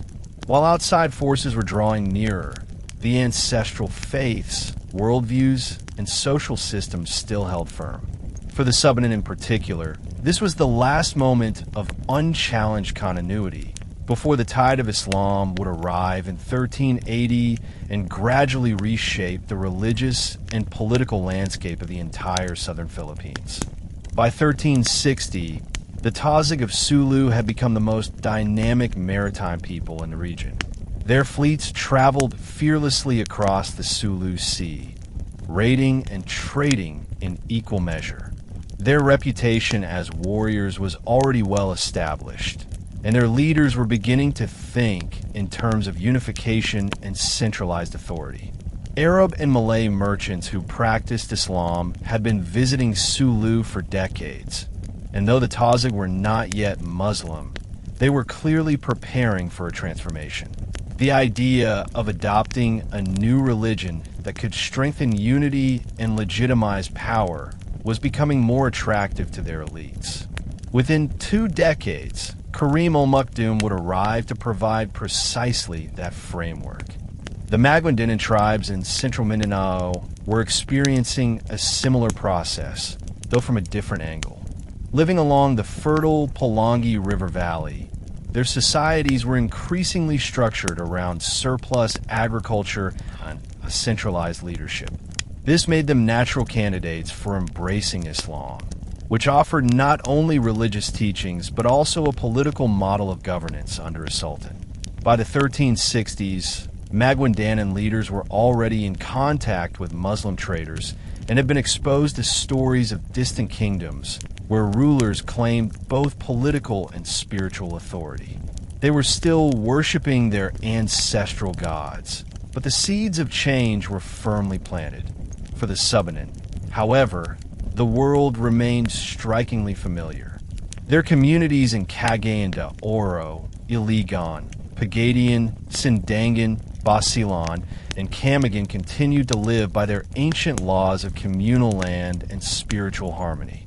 Farming, fishing, and barter remained their foundation. Sembuingin port still connected them to Chinese merchants, and porcelain jars remained treasured heirlooms in many households. But unlike the Tazig and Maguindanan, the Subanen showed little interest in external systems of wealth and power. They were not actively seeking prestige through conquest, nor were they preparing for ideological transformation. Their resilience came from continuity, not adaptation. Spiritually, the Subanen were still immersed in the world of Bathala and the nature spirits. Every major life activity, planting, harvesting, fishing, healing, childbirth, was guided by rituals to honor unseen beings. Elders and shamans continued to serve as custodians of oral tradition, transmitting laws and myths through stories and songs. For them, the spirits in the trees, rivers, and mountains were as real as the soil under their feet. Their worldview was plural, ecological, and deeply local. The arrival of Islam's monotheism in 1380 would therefore represent not just a new belief, but a profound clash with their entire spiritual framework. What makes the 1360s so significant is that the Subanen were still untouched by the forces of centralization and conversion that were transforming their neighbors. While the Tazig were preparing to form a sultanate and the Maguindanan were edging closer to Islam, the Subanen remained firmly anchored in their ancestral lifeways. Their decentralization, so often considered a weakness, was in fact their shield. With no king to convert and no centralized structure to capture, they continued to exist as a network of communities bound by custom rather than by crowns or thrones. However, this very decentralization also meant that the Subanen were vulnerable to being overshadowed. History is often written by kingdoms and sultanates, not by decentralized communities. Thus, when Islam finally arrived and reshaped the political landscape of Mindanao, the Subanen were not at the forefront of the story. Their contributions and traditions would be overlooked, even though they represented one of the largest and oldest tribal populations in the region. By the year 1370, the stage was fully set. The Tazig were ready to embrace Islam, as the foundation of their sultanate. The Maguindanao were prepared to align their political structures with a new faith. The Subanen, meanwhile, stood as guardians of the old order, the last defenders of a worldview rooted in communal land, barter trade, ecological spirituality, and harmony with Bathala. They did not know it yet, but within a single decade, history's tide would sweep across their world with the arrival of Karim al-Maktoum in 1380, forever changing the destiny of Mindanao. The decade between 1370 and 1380 marks a watershed in the story of Mindanao. It was the last full period in which the entire island and its surrounding seas were still governed by the ancestral faiths of Bathala and the nature spirits. It was also the moment just before the dramatic entry of Islam into Philippine history. For the Subanen, the years 1370 to 1380 were a time of quiet resilience, a continuation of their ancient lifeways, even as their neighbors prepared for a transformation that would alter the very identity of the region. By 1370, the Tazig of Sulu had already matured into a formidable maritime force. Their fleets ruled the Sulu Sea, feared and respected for both trading and raiding. Their leaders, ambitious and pragmatic, were ready for a system of governance that could unify their scattered islands and give divine legitimacy to their authority. For them, Islam was not just a religion, but also a political tool, a framework that could bind diverse clans into a single sultanate. Though they were still animist in practice at the start of the decade, by 1380, when Karim al-Maktoum arrived, they were prepared to embrace Islam as the foundation of their new identity. The Maguindanao tribes were also poised for change. Along the fertile Palangi River, their centralized leadership was taking shape, supported by agriculture and strengthened by contacts with Malay and Arab traders. These traders had already introduced them to stories of the Quran, of the Prophet Muhammad, and of the power of Islamic law. The Maguindanao leaders recognized that adopting Islam could elevate their status, enabling them to join a larger network of Muslim polities across Southeast Asia. By the late 14th century, their transformation into the Sultanate of Maguindanao would be complete. The Subanen, however, entered this decade as they had lived for centuries. Their hamlets stretched across Zamboanga, Mizamis, Lanao del Norte, Pagadian, Sindangan, Basilan, and Camagan. Farming and fishing were their lifeblood. Rice and root crops grew in their valleys, while dried and salted fish sustained their barter economy. Zamboanga remained their port of contact with foreign traders, where Chinese ships still exchanged porcelain jars, bronze items, and woven cloth for Subanen produce. Yet unlike the Tazig and Maguindanao, the Subanen were not drawn toward religious or political transformation. Their prosperity was measured in community harmony, not conquest. Their legitimacy came from ancestral rituals, not imported ideologies. Spiritually, the Subanen worldview in the 1370s was still deeply animist. Elders and shamans guided ceremonies to honor Bathala, the sun, the moon, the rivers, and the forests. Rituals marked every stage of life, from birth to harvest to death. The unseen spirits were believed to walk among them, guarding the community and punishing those who violated taboos. This worldview was holistic and ecological, tying humans inseparably to the natural world. The coming of Islam, with its uncompromising monotheism, would strike directly at this foundation, redefining what it meant to live in harmony with the divine. One of the most important aspects of this decade was the contrast in visibility. The Tazig and Maguindanao were becoming increasingly prominent, known in foreign records, and integrated into wider Southeast Asian trade and politics. The Subanen, in contrast, remained largely invisible. Their decentralized leadership, their refusal to chase conquest, and their preference for barter over gold meant that they did not appear in foreign chronicles.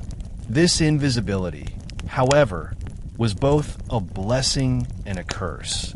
It protected them from immediate domination, but it also ensured that their contributions were overlooked in later histories, overshadowed by the more militant tribes. By 1380, the stage was fully prepared. The Tazig were ready to embrace Islam under Karim al-Maktoum's guidance. The Maguindanao were on the path to creating their own sultanate. The Subanen, however, stood as guardians of an older order. Their rivers, valleys, and forests still echoed with chants to Bathala. Their communal fields still produced rice and bananas, and their barter economy still thrived in Sembuingen. But history was about to shift.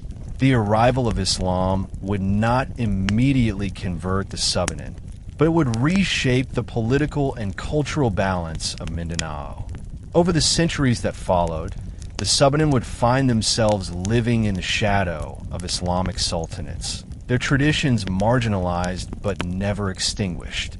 Thus, the decade 1370 to 1380 is both an end and a beginning. It was the end of an era in which Mindanao was wholly animist, a land of Bathala and nature spirits. It was also the beginning of a new chapter in which Islam would plant its first seeds in Sulu and eventually spread across much of the southern Philippines. For the Subanen, it was the last moment of unbroken continuity, the final breath of their ancestral world before the winds of transformation swept across the archipelago. The year 1380 stands as one of the most decisive milestones in the history of the Philippine archipelago.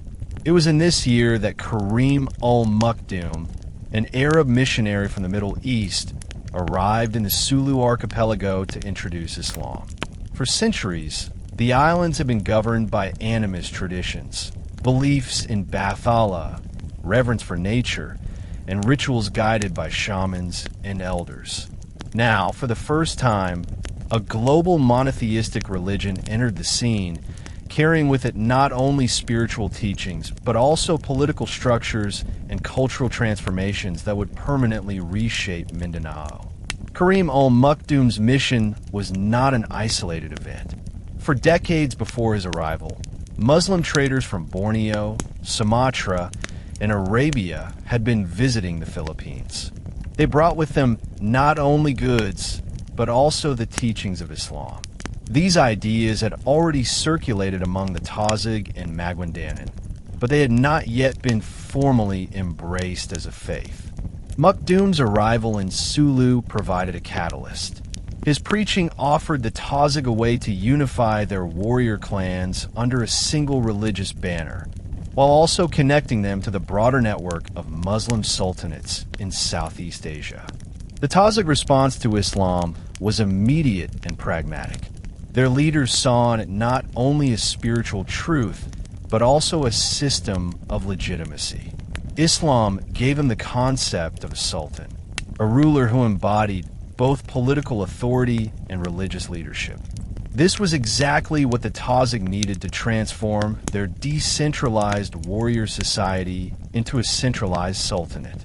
The introduction of Islamic law also offered a new system of governance, one that could replace the old customs of clan rivalries and personal revenge with a codified religious framework. By the end of the 1380s, Sulu was on its way to becoming the Sultanate of Sulu, the first Islamic state in the Philippines. For the Maguindanao, the impact of Maktoum's arrival was less immediate but equally profound. While he focused first on Sulu, the teachings of Islam soon spread inland through trade and intermarriage. The Maguindanao leaders, already exposed to Muslim merchants, began to see Islam as a path toward greater regional power. Within a few decades, they too would embrace the faith, establishing the Sultanate of Maguindanao as a major political and religious power in Mindanao. For the Subanen, however, the decade of 1380 to 1390 represented a stark contrast. While their neighbors were beginning to convert to Islam and reorganize their societies under sultans, the Subanen continued to live in their ancestral ways. Their villages along the rivers and valleys of Samboanga, Mizamis, Lanao, Pagadian, and Sindangan were still guided by communal land laws, farming, and fishing. They continued to barter at Sembuangan, exchanging food and goods with Chinese traders. Their spirituality remained centered on Bathala and the spirits of nature. To the Subanen, Islam was at first a distant phenomenon, something happening among the Tazifar to the south. Yet the Subanen could not remain untouched forever. The rise of the Sultanate of Sulu meant that new power dynamics were emerging in Mindanao. As the Tazig embraced Islam and began to expand their influence, their neighbors, including the Subanen, would eventually feel the pressure. The Subanen's decentralized system, which had been their strength for centuries, made them less prepared for organized ideological change. Without kings or central rulers, they had no single figure who could negotiate with or resist the spread of Islam. Instead, each community would face the challenge in its own way, some resisting, some accommodating, and others slowly absorbing elements of the new faith. The decade of 1380 to 1390, therefore, marks a dramatic turning point. For the Tazig, it was the beginning of a new identity as Muslims, as a sultanate, and as part of the global Islamic world. For the Maguindanan, it was the preparation for a similar transformation. For the Subanen, it was the last stage of living entirely within their ancestral worldview, before the rising influence of Islam began to alter the balance of cultures in Mindanao. The arrival of Karim al-Maktoum in 1380 was not merely a religious event. It was a civilizational shift. It connected Mindanao to Arabia, to the Malay world, and to a global faith that would challenge and sometimes overwhelm the older traditions of the archipelago. The Subanen entered this new era quietly, still farming their valleys and honoring their ancestors, but history had changed around them. The tide of Islam had arrived, and its waves would gradually reach even the most remote corners of their homeland. The decade following Karim al-Maktoum's arrival in 1380 was one of momentum and transformation. His introduction of Islam in Sulu was not a fleeting mission, but the beginning of a religious and political reorganization that would reshape the identity of Mindanao and, eventually, much of the southern Philippines. From 1390 to 1400, Islam began to expand its reach beyond its first foothold in Sulu, carried by traders, preachers, and intermarriage. This was the period in which Islam moved from being the faith of a handful of converts to the foundation of new political orders. By the early 1390s, the Tazig of Sulu had embraced Islam as their defining identity. The process was not instant or universal, but among the ruling elite, Islam offered a powerful tool. It provided legitimacy for leadership, a framework for law, and a unifying force for rival clans. The Tazig were no longer just warriors and traders. They were now Muslims bound to a global community that stretched from Arabia to India to Sumatra and now to their own islands. The adoption of Islam also strengthened their ties with neighboring Muslim polities, such as those in Borneo and Sumatra, giving them allies in trade and warfare. By the end of the century, the Sultanate of Sulu had become a recognized Islamic state, the first of its kind in the Philippines. The Maguindanan, too, were beginning to feel Islam's pull. While they had not yet formally declared themselves a sultanate, the presence of Muslim traders and missionaries along the Pulangi River was undeniable. These newcomers did not simply bring goods. They also brought new ideas about governance, morality, and divine law.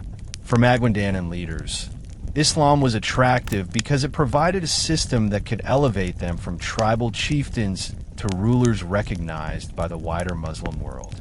During the 1390s, the seeds of the future Sultanate of Maguindanao were firmly planted, even if the full transformation would take a few more decades. For the Subanen, however, the 1390s were marked more by continuity than by transformation. Their farming and fishing villages across Zamboanga, Mizamis, Lanio del Norte, Pagadian, and Sindangan continued to function as they had for centuries. They planted rice and root crops, raised livestock, and fished in the rivers and seas. Their barter economy thrived at Sembuangan, where Chinese merchants continued to dock, trading porcelain and bronze for Subanen produce. For the Subanen, life went on with the same rhythm of planting, harvesting, and rituals, apparently untouched by the revolutionary changes occurring in Sulu and Maguindanao. But beneath this surface of continuity, subtle shifts were beginning. The rise of the Sultanate of Sulu meant that the Tazig were becoming more ambitious in their maritime ventures. Their fleets, once focused on trade and raiding, were now also instruments of political expansion. The Subanen communities in Balian and Zamboanga, closest to Tazig influence, began to feel pressure.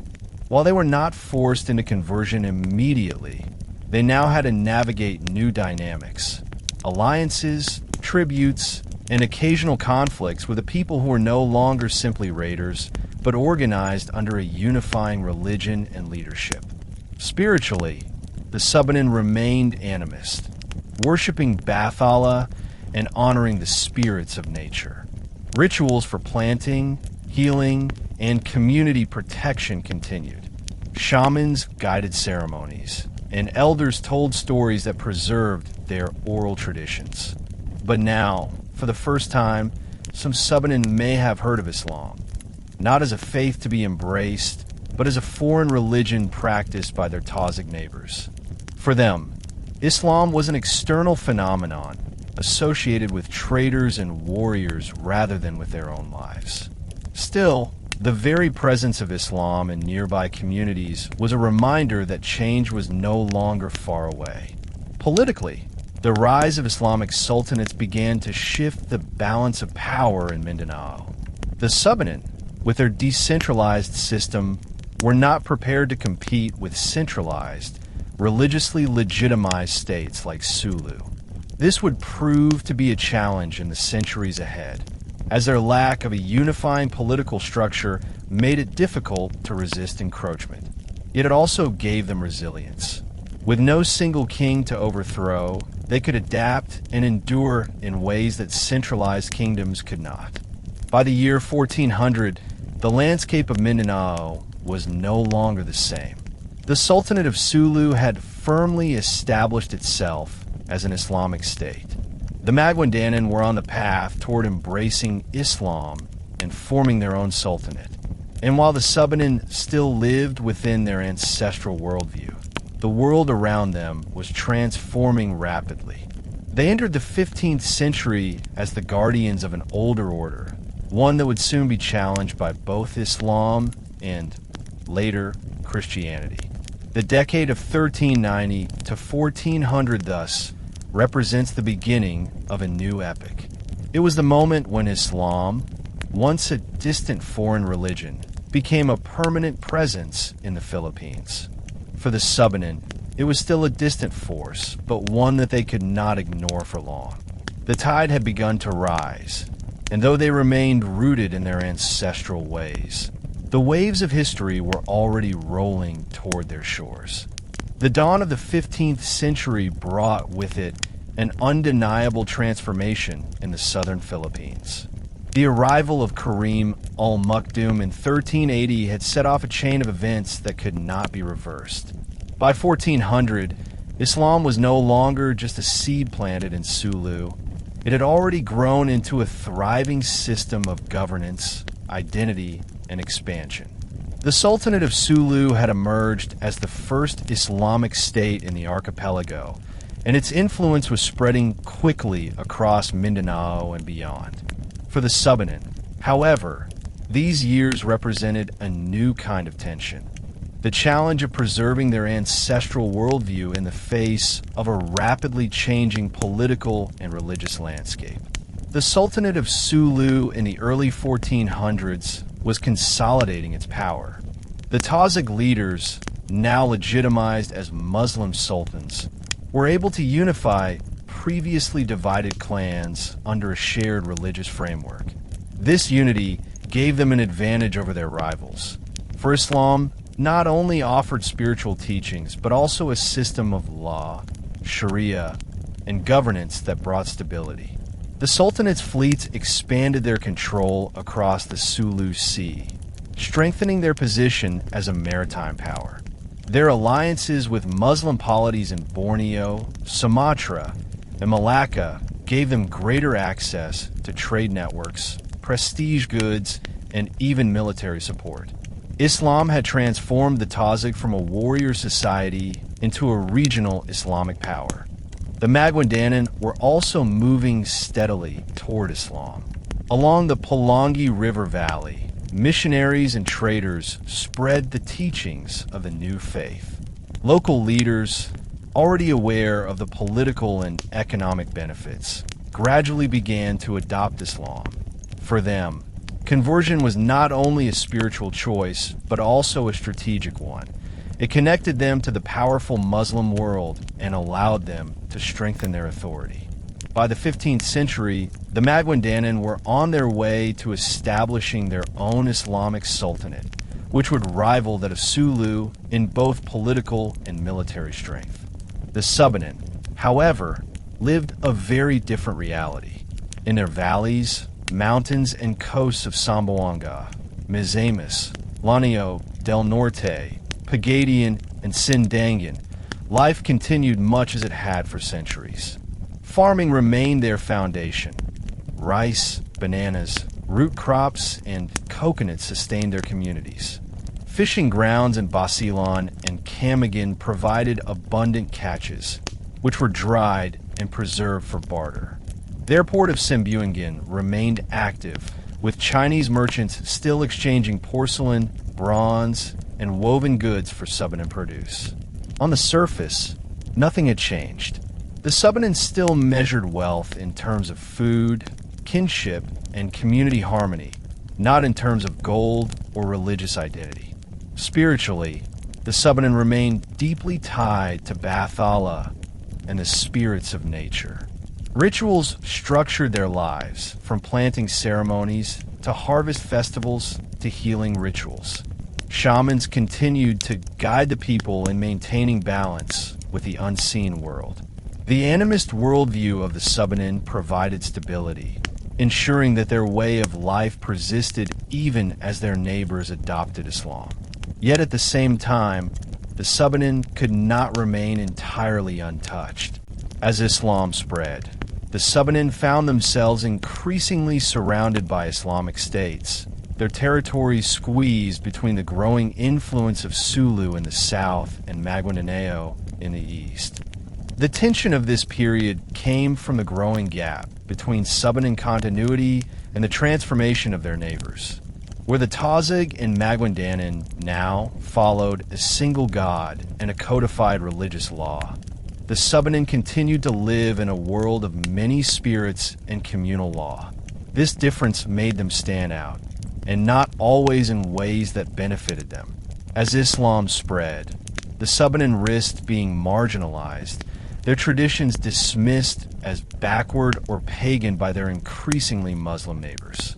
This was the beginning of a long process in which the Subanen would struggle to preserve their identity in the face of external pressures. Politically, the Subanen's decentralization remained both their strength and their weakness. With no central king or sultan, they could not be easily conquered, for there was no single leader to dethrone. Their communities were scattered, resilient, and self-sufficient. Yet this also meant that they could not project power outward or negotiate as equals with the rising Islamic states. While the Tazig and Maguindanan gained recognition as sultanates, the Subanen remained invisible in foreign records. overlooked in the chronicles of Islamic scholars and later in Spanish accounts. Their invisibility shielded them in one sense, but also denied them a voice in the grand narrative of Philippine history. As the 15th century progressed, Islam became increasingly entrenched in the southern Philippines. By 1420, the Sultanate of Sulu had already established itself as a formidable power, recognized by neighboring Muslim states and integrated into the broader Islamic world of Southeast Asia. The Maguindanan were steadily moving toward Islamization, preparing to form their own sultanate in central Mindanao. These developments marked the beginning of a new political and cultural order in the archipelago. For the Subanen, who had preserved their ancestral ways for centuries, this was the period when the presence of Islam began to reach their doorstep.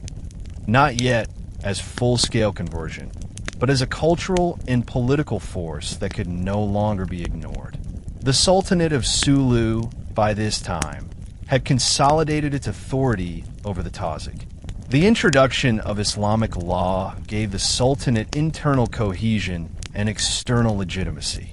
Alliances with Borneo and Sumatra strengthened its trading networks, while its fleets continued to dominate the Sulu Sea.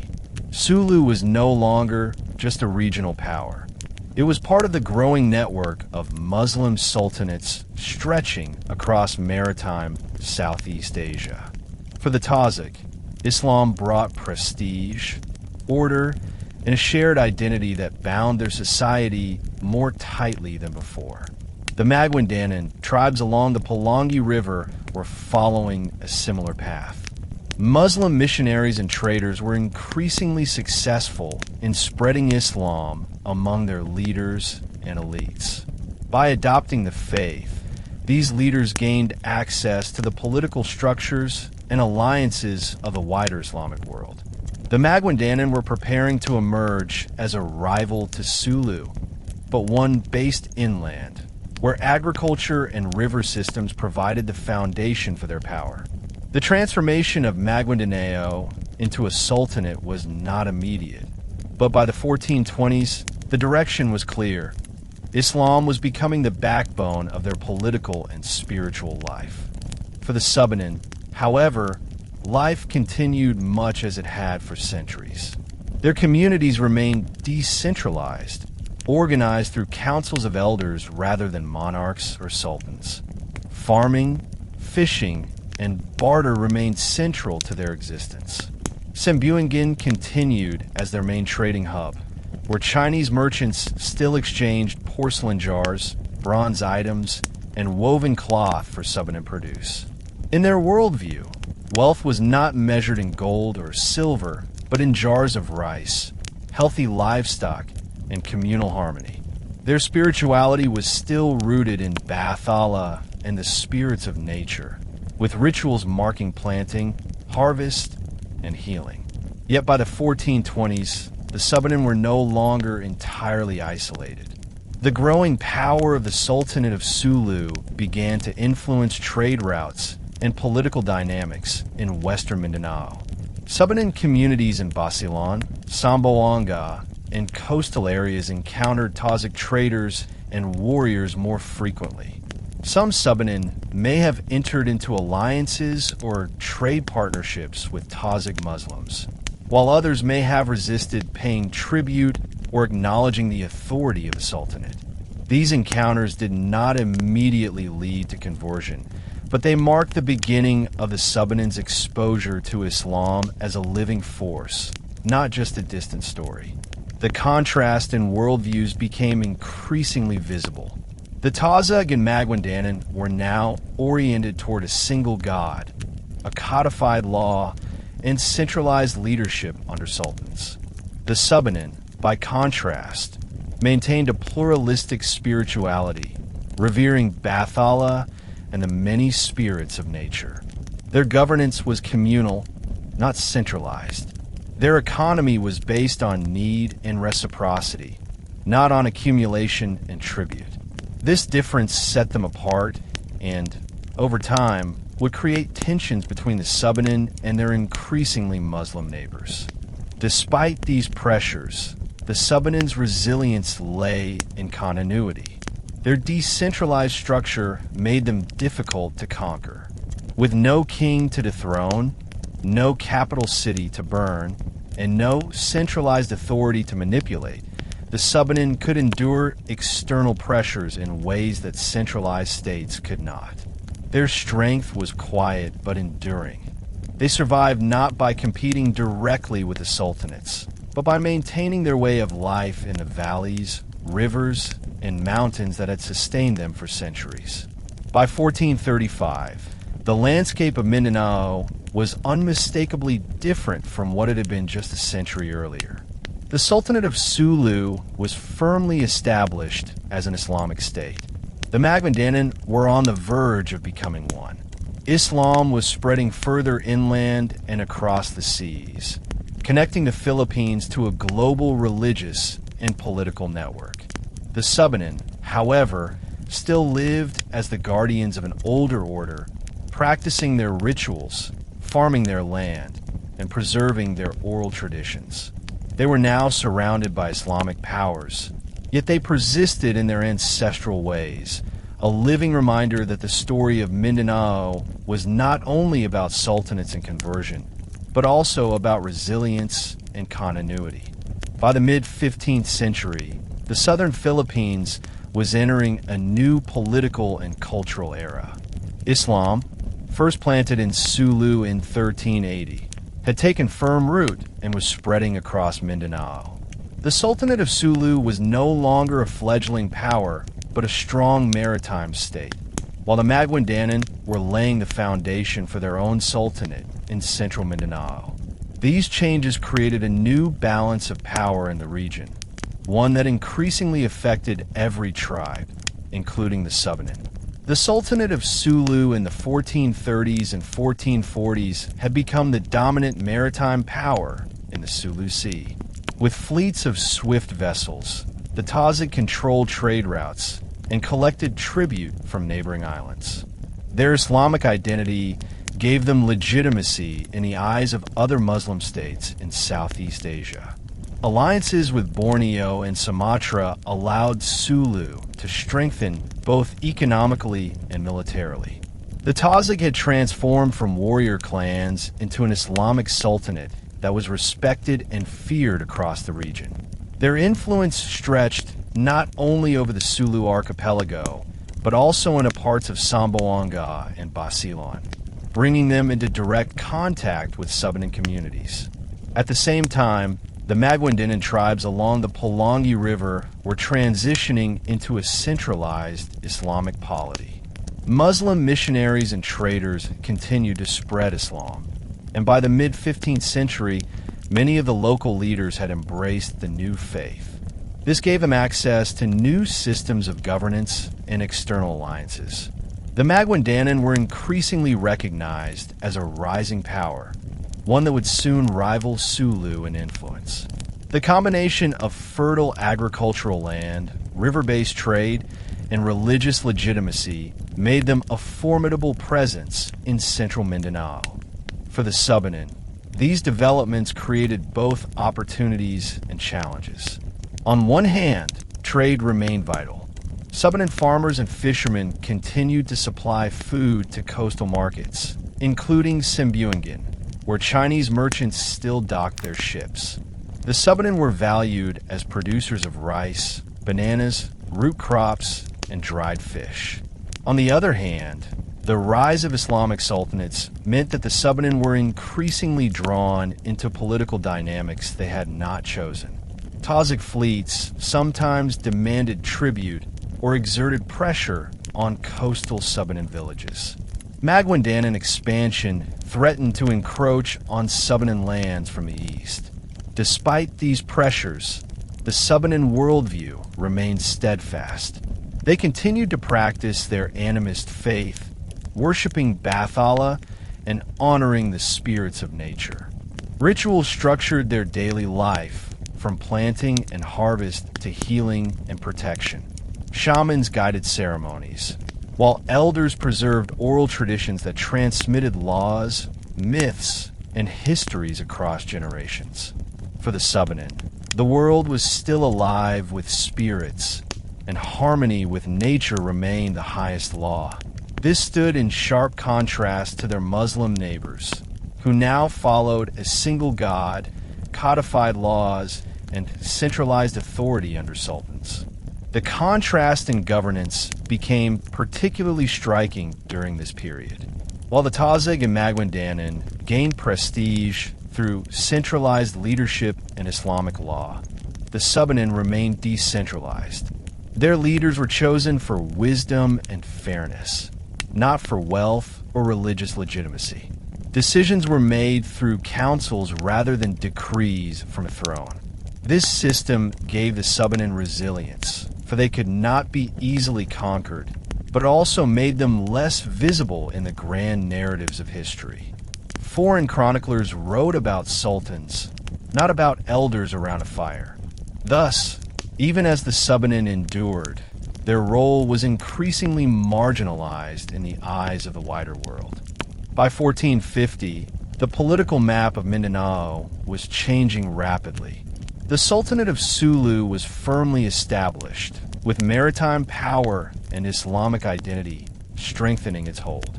The Maguindanao were poised to declare their own sultanate, bringing central Mindanao under Islamic influence. The Subanen, meanwhile, remained in their valleys, rivers, and coasts, continuing their ancestral lifeways. They were now surrounded by Islamic powers, yet they persisted in their unique identity.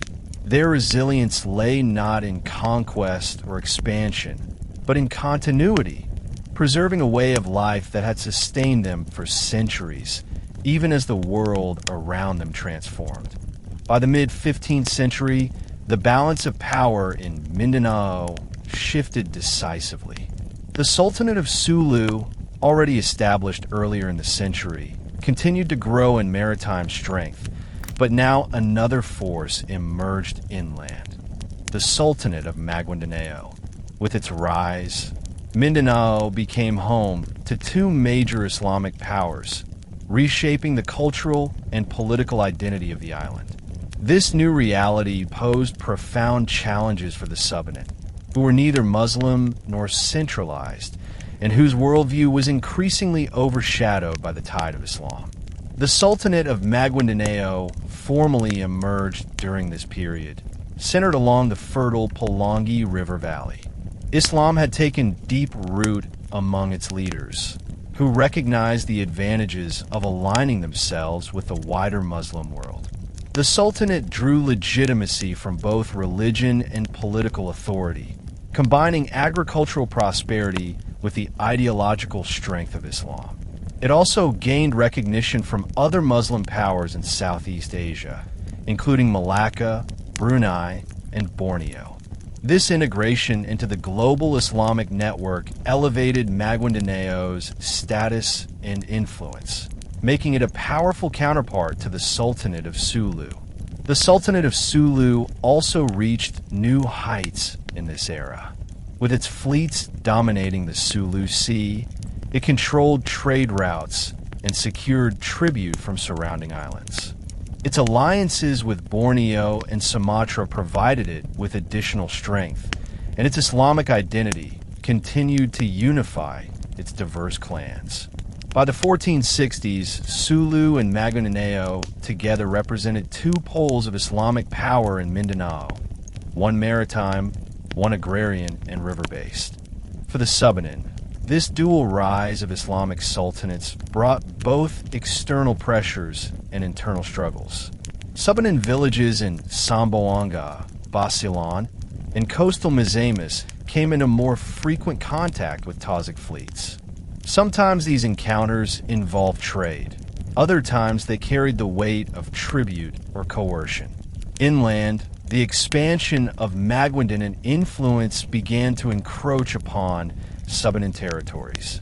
Although the Subanen were not targeted for full-scale conquest, they increasingly lived in the shadow of Islamic states whose power and influence extended far beyond what the Subanen could match. The Subanen continued their ancestral way of life, farming rice, bananas, and root crops, fishing in rivers and seas, bartering goods in Sembuingin with Chinese traders. Their wealth was measured in jars, food security, and communal harmony, not in gold or tribute. Spiritually, they continued to worship Bathala and honor the spirits of nature. Rituals, chants, and festivals remained central to their worldview. Shamans continued to guide ceremonies that linked human life with the unseen spirits of rivers, mountains, and forests. Yet as Islam spread, this worldview came under increasing pressure. Muslims, with their strict monotheism, often dismissed animist practices as backward or pagan. This tension did not immediately lead to conflict, but laid the groundwork for future marginalization. One of the most striking features of this period was the contrast in visibility. The sultanates of Sulu and Maguindanao appeared in foreign chronicles and Islamic records, their sultans recognized as legitimate rulers in the Muslim world. The Subanen, in contrast, remained invisible in such accounts. Their decentralized leadership meant they had no single representative to be recognized abroad. While this invisibility allowed them to avoid direct conquest, it also ensured that their contributions were overlooked in historical narratives dominated by the sultanates. Despite these challenges, the Subanen's resilience endured. Their decentralized system remained their strength. With no capital to sack and no king to dethrone, they could not be easily destroyed. Their identity was preserved in their oral traditions, rituals, and communal bonds. Even as the political map of Mindanao shifted toward Islamic states, the Subanen remained who they had always been: river people, farmers, fishermen, and guardians of a worldview rooted in balance with nature. By 1470, the transformation of Mindanao was undeniable. The sultanates of Sulu and Maguindanao had risen as powerful Islamic states, shaping the destiny of the region. The Subanen, meanwhile, found themselves increasingly marginalized, not by conquest, but by the overwhelming influence of new religious and political systems. Their endurance, however, ensured that they remained a living reminder of Mindanao's pre-Islamic past, even as the island's future was being written by sultans and warriors. The late 15th century in Mindanao witnessed the firm entrenchment of Islamic political structures. Both the Sultanate of Sulu and the Sultanate of Maguindanao had by now grown into fully recognized Islamic polities, forming treaties, expanding territories, and establishing dynasties with hereditary rules. These sultanates did not simply represent a change in rulers. They marked a transformation in the way power was organized, legitimized, and spread across the region. From trade to taxation, from warfare to governance, Islamic law and sultanate authority became dominant forces shaping the daily lives of many communities in Mindanao. The Sultanate of Maguindanao, founded officially in 1475, gained strength under the leadership of Sharif Kabungswan, a Muslim missionary and royal figure said to have come from Johor, Malaysia. He arrived in Cotabato via the Pulangi River, preaching Islam and marrying into local ruling families. He helped formalize the Sultanate structure by introducing not only Islamic teachings, but also systems of taxation, inheritance laws, and centralized governance under Sharia principles. His arrival marked a turning point. The tribal confederacies of the Pulangi region now merged under a new Islamic identity, led by a sultan, supported by royal advisors, and guarded by warriors loyal to the faith. Meanwhile, in the Sulu archipelago, the Tazig elite expanded their reach, maintaining dominance over maritime trade routes that connected them with Borneo, Ternate, Brunei, and even China. They built powerful fleets, exacted tribute from coastal settlements, and built forts to protect their commercial and military interests. Unlike the inland Maguindanan, The Tazig remained seaborne warriors and merchants, thriving through their agility, adaptability, and mastery of regional navigation. Their faith in Islam gave them unity and moral justification for expansion, and their success in war gave them the resources to maintain dominance. Caught between these two expanding powers were the Subanen, who remained faithful to their ancestral ways.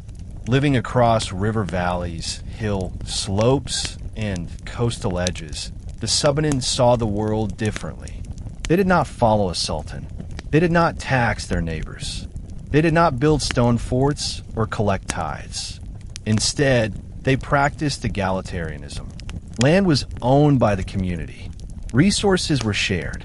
Decisions were made through consensus, often led by a timue, a respected elder whose power came not from bloodline or divine right, but from fairness, wisdom, and the trust of the people. While Islamic governance brought efficiency and order, it also brought hierarchy and stratification. In contrast, the Subanen lived with a decentralized system, where no single village had power over another. Their society was held together by rituals, kinship, oral tradition, and mutual respect. They were guided by the spirits of rivers, trees, mountains, and ancestors, not by holy books or imperial decrees. This made them strong in their own way, even if they were not as visible to outside chroniclers or foreign rulers. However, with the Islamic powers growing on both sea and land, the Subanen began to experience a form of cultural isolation. Islamic scholars dismissed their animistic beliefs as paganism. Sulu and Maguindanao raiders occasionally targeted Subanen villages, either to collect tribute, extract slaves, or expand territories. Though many Subanen communities remained untouched in the highlands, those along the coasts, especially in areas like Samboanga, Basilan, and Partalanimo, found themselves vulnerable. Still, many of these communities refused to convert or abandon their identity. Their silence, their resilience, and their invisibility became a form of survival. By 1485, the map of Mindanao was being redrawn. In the eyes of foreign travelers and Islamic chroniclers, the island was now seen as the land of Muslims. But that view ignored the thousands of Subanen families still living, farming, fishing, and worshiping as they always had, not in defiance, but in quiet continuity. Their stories weren't written in Arabic scripts or royal scrolls. Their stories were carried in songs, chants, and the rustling of the forest, passed from grandmother to grandson, from elder to apprentice. By the year 1485, the entire southern Philippine archipelago was a landscape in flux. Kingdoms were falling and rising. Alliances were shifting rapidly, and power was being redefined not just by control of land, but by religion, trade, and access to weaponry. While the Sultanate of Maguindanao firmly established its dominion over central Mindanao, and the Sultanate of Sulu continued to strengthen its naval and trade networks, the Subanen people stood resilient on the periphery, geographically scattered, politically decentralized, yet spiritually and culturally united. For the Maguindanan, their sultanate was now more than just a tribal consolidation. It had become an ideological empire, with Sharif Kabungswan's influence and the formal establishment of royal bloodlines. Their religious and administrative systems became intertwined. Islamic scholars were appointed as judges, resolving disputes under Sharia law. Marriages were strategic, linking elite families with outside Muslim rulers. Their economy improved due to their fertile lands and control over inland trade routes, including the Pulangi River. To neighboring tribes, their military might and governance system seemed formidable, and this reputation only grew stronger. Meanwhile, The Tazig-dominated Sultanate of Sulu expanded aggressively into Basilan and even parts of Zamboanga. Subanen settlements near the coast, particularly in present-day Isabela and Lamitan, began to face more frequent incursions. These incursions were not always violent, but they were disruptive. Tazig raiders sometimes came to exact tribute, claim slaves, or push the boundaries of their influence.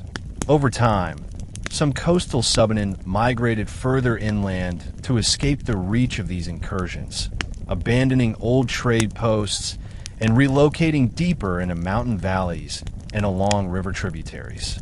This led to an increasing separation between lowland politics and highland lifeways.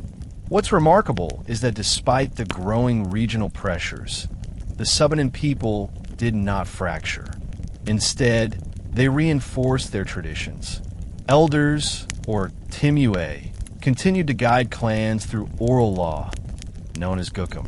Sacred spaces in forests, near rivers, or under large trees remained central to community rituals.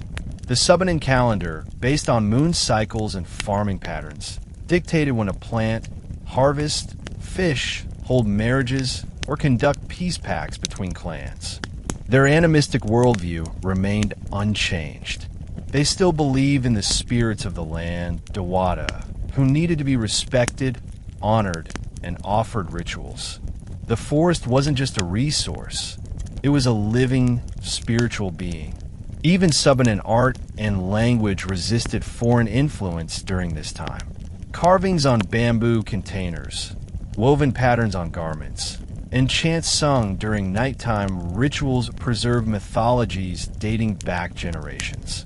These stories often told of sacred rivers, heroic ancestors, and ancient migrations, none of which had any Islamic or Christian influence. Language remained central. The Subanen dialect, filled with unique intonations and metaphorical expressions, continued to evolve naturally without external interference. Oral storytelling ensured that even children learned history not through books, but through repetition, music, and emotion.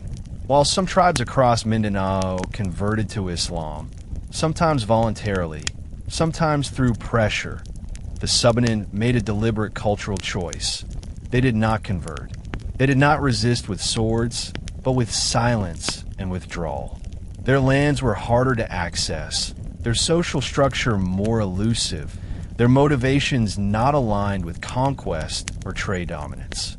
In doing so, they became one of the few remaining non-Islamic indigenous tribes in a region increasingly defined by Islamic empires. The geography also played a role. Subanen territories stretched across hilly terrains and river systems from Zamboanga Peninsula to parts of Lanio del Norte and Misamis Occidental. These were difficult regions for invaders to conquer and even harder to rule. The absence of centralized leadership made it impossible to sign treaties or demand tributes. There was no single Subanen king to coerce. Instead, every village was a world of its own, yet spiritually tied to the greater Subanen identity. That lack of centralization, often considered a weakness, became their greatest strength.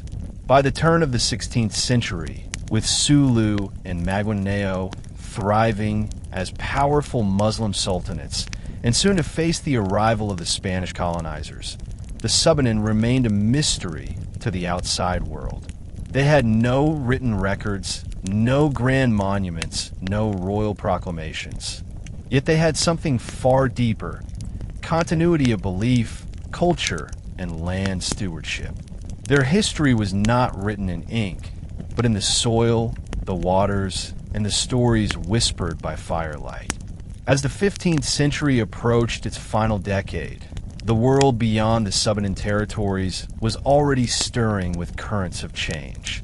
Across the seas, European kingdoms had begun dispatching explorers, cartographers, and missionaries in search of new lands, spices, and souls to convert. Unknown to the Subanen elders, tending to their upland rice fields or children playing along forest streams, a force was moving toward them, one that would reshape the destiny of the entire archipelago. But in 1490, the winds of empire had not yet reached them. It was still a time of balance, stillness, and deep connection with nature and community. Within Subanen society, the final years of the 1400s were marked by inward strength rather than outward expansion. Settlements flourished in the river basins of Ligon, Dipolog, and Cagayan de Oro. Militia forces trained in the hills of Ozamis maintained subtle defenses, watching the coastlines for any signs of Tazig pirates or aggressive lowland incursions. Trade with the Chinese and nearby tribes continued, but on limited terms. Subanen elders, who always valued moderation over ambition, kept the people focused on sustainability, not conquest. Ceremonial life was rich and rhythmic. Rituals of Bucklog, a sacred Thanksgiving celebration involving music, dance, and prayer, brought together clans from neighboring areas.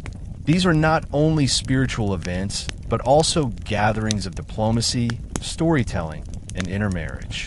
Young men and women courted each other across villages, bound by tales of ancestral warriors and sacred rivers. The sound of gongs and bamboo flutes echoed through the forest, harmonizing with birdsong and flowing water. The Subanen worldview during this time was defined by a concept modern scholars call ecological spirituality.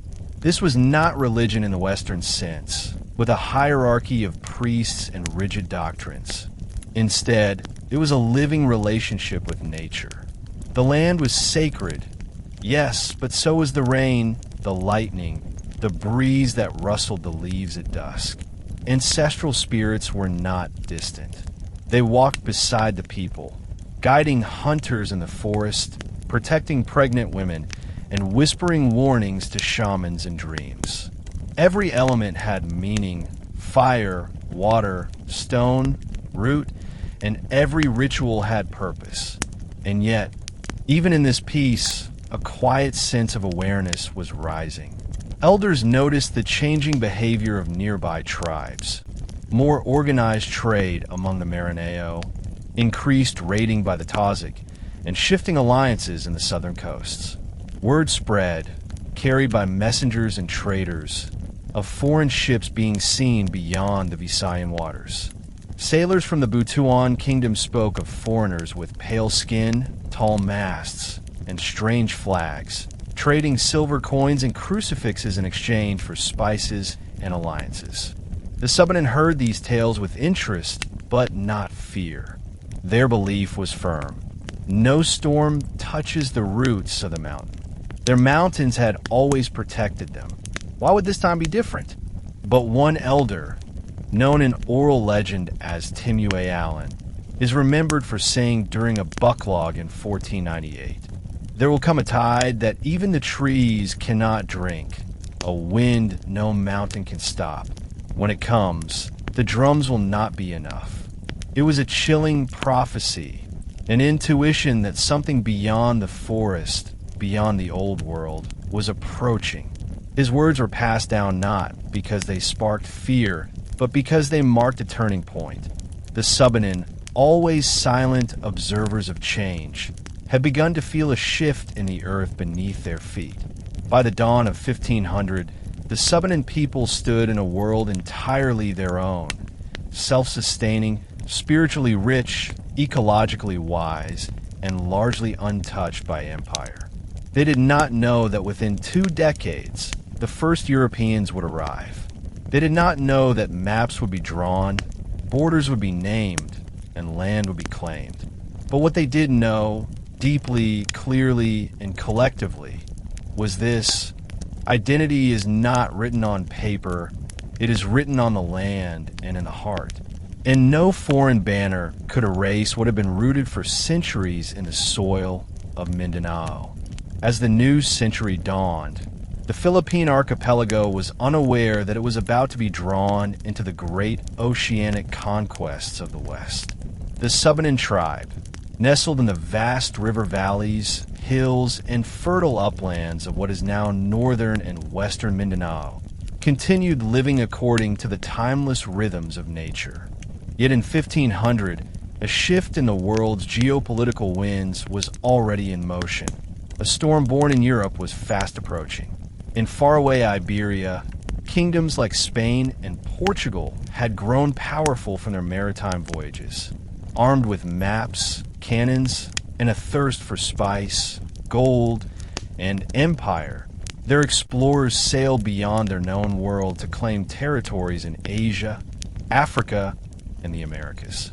One such expedition, under the command of the Portuguese-born explorer Ferdinand Magellan, would forever change the course of Philippine history. Though still 2 decades away from setting foot in the islands, the groundwork for this seismic encounter was being laid in the early 1500s. During this time, trade intensified across Southeast Asia. The sultanates of Sulu and Maguindanao, as well as the Rajanate of Butuan, were expanding their political and commercial networks. Chinese, Arab, and Malay traders frequented these ports, bringing silk, ceramics, incense, and Islam. While the Subanen did not yet engage in the globalized trade of empires, they observed these changes with quiet caution. Their barter economy remained rooted in subsistence and sustainability, but the sounds of foreign tongues in the port of Sembuangin, Samboanga, were becoming more frequent. The world was becoming louder. The year 1521 would be recorded as one of the most significant in Philippine history. On March 16th, 1521, Magellan's expedition sighted the island of Hominhan in what is now eastern Samar. Tired, starving, and desperate after a long Pacific voyage, the crew found rest and supplies among the natives. Days later, they would reach Limasoa and Butuan, where the first Catholic Mass was held on March 31st, Easter Sunday, marking the official Christian entry into the archipelago. Subanen lands were still distant from these first encounters, but the spiritual and political ripple effects were immediate and irreversible. Christianity, unlike Islam or the Subanen's native animism, arrived with the authority of a European crown. Magellan carried not just a cross, but a royal seal and the backing of the Spanish Empire. His mission was not only to convert, but to claim, not only to baptize, but to annex. It was a political religious project that would escalate from peaceful encounters to violent confrontations in the years to come. Back in the highlands of Mindanao, the Subanen continued to watch.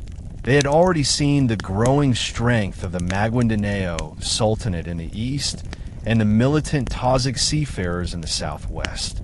Now, a third player had entered the stage, a power unlike any they had faced. One not of kin or neighboring tribe, but a foreign civilization armed with steel, muskets, and a different god. Though Christianity had not yet reached their mountain paths, the elders' new change had arrived. It was no longer just the age of barter and ritual. It was the beginning of a new epoch, the era of maps, guns, priests, and crowns. Though the Subanen remained geographically distant from the first landing sites of the Spanish explorers, the chain reaction set off by Magellan's arrival in 1521 would slowly but surely begin to reach them.